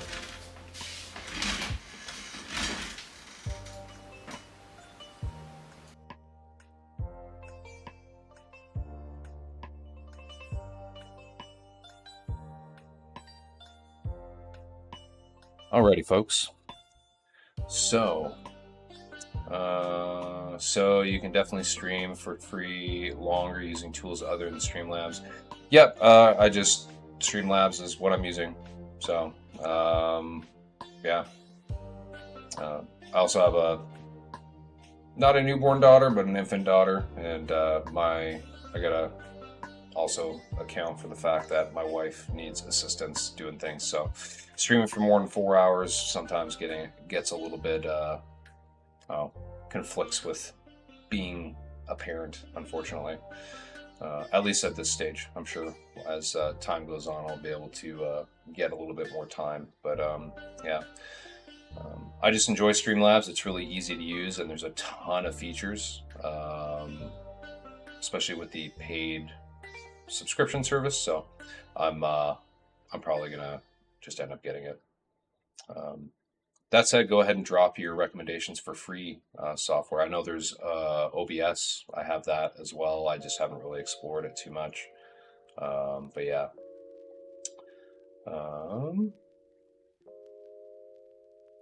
You're using a size 2 brush. What brand? I was using, a size 2 brush. That's essentially what I use for all of my, it's essentially what I use for all of my detail work. It's by Ammo, from Ammo by MIG, and it's their premium Marta Kalinsky collection.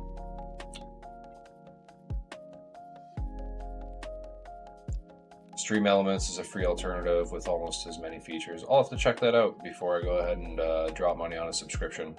Yeah, I'll have to check that one out. Yeah. Are you able to dual stream on YouTube as well? Like Twitch and YouTube at the same time? Because that's definitely something I'd like to be able to do.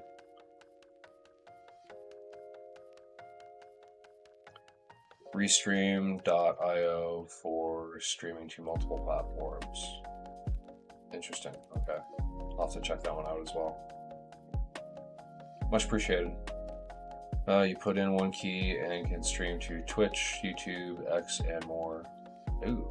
Being able to stream to Instagram would be pretty awesome.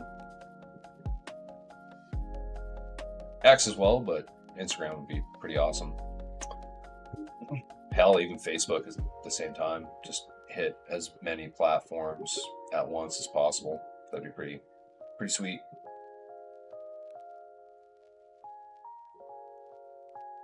Alrighty, folks. I really appreciate you spending your evening with me. We're gonna close out the stream. I really appreciate all the information, White Fox. Thanks for hanging out in the chat, everybody. It's been really fun.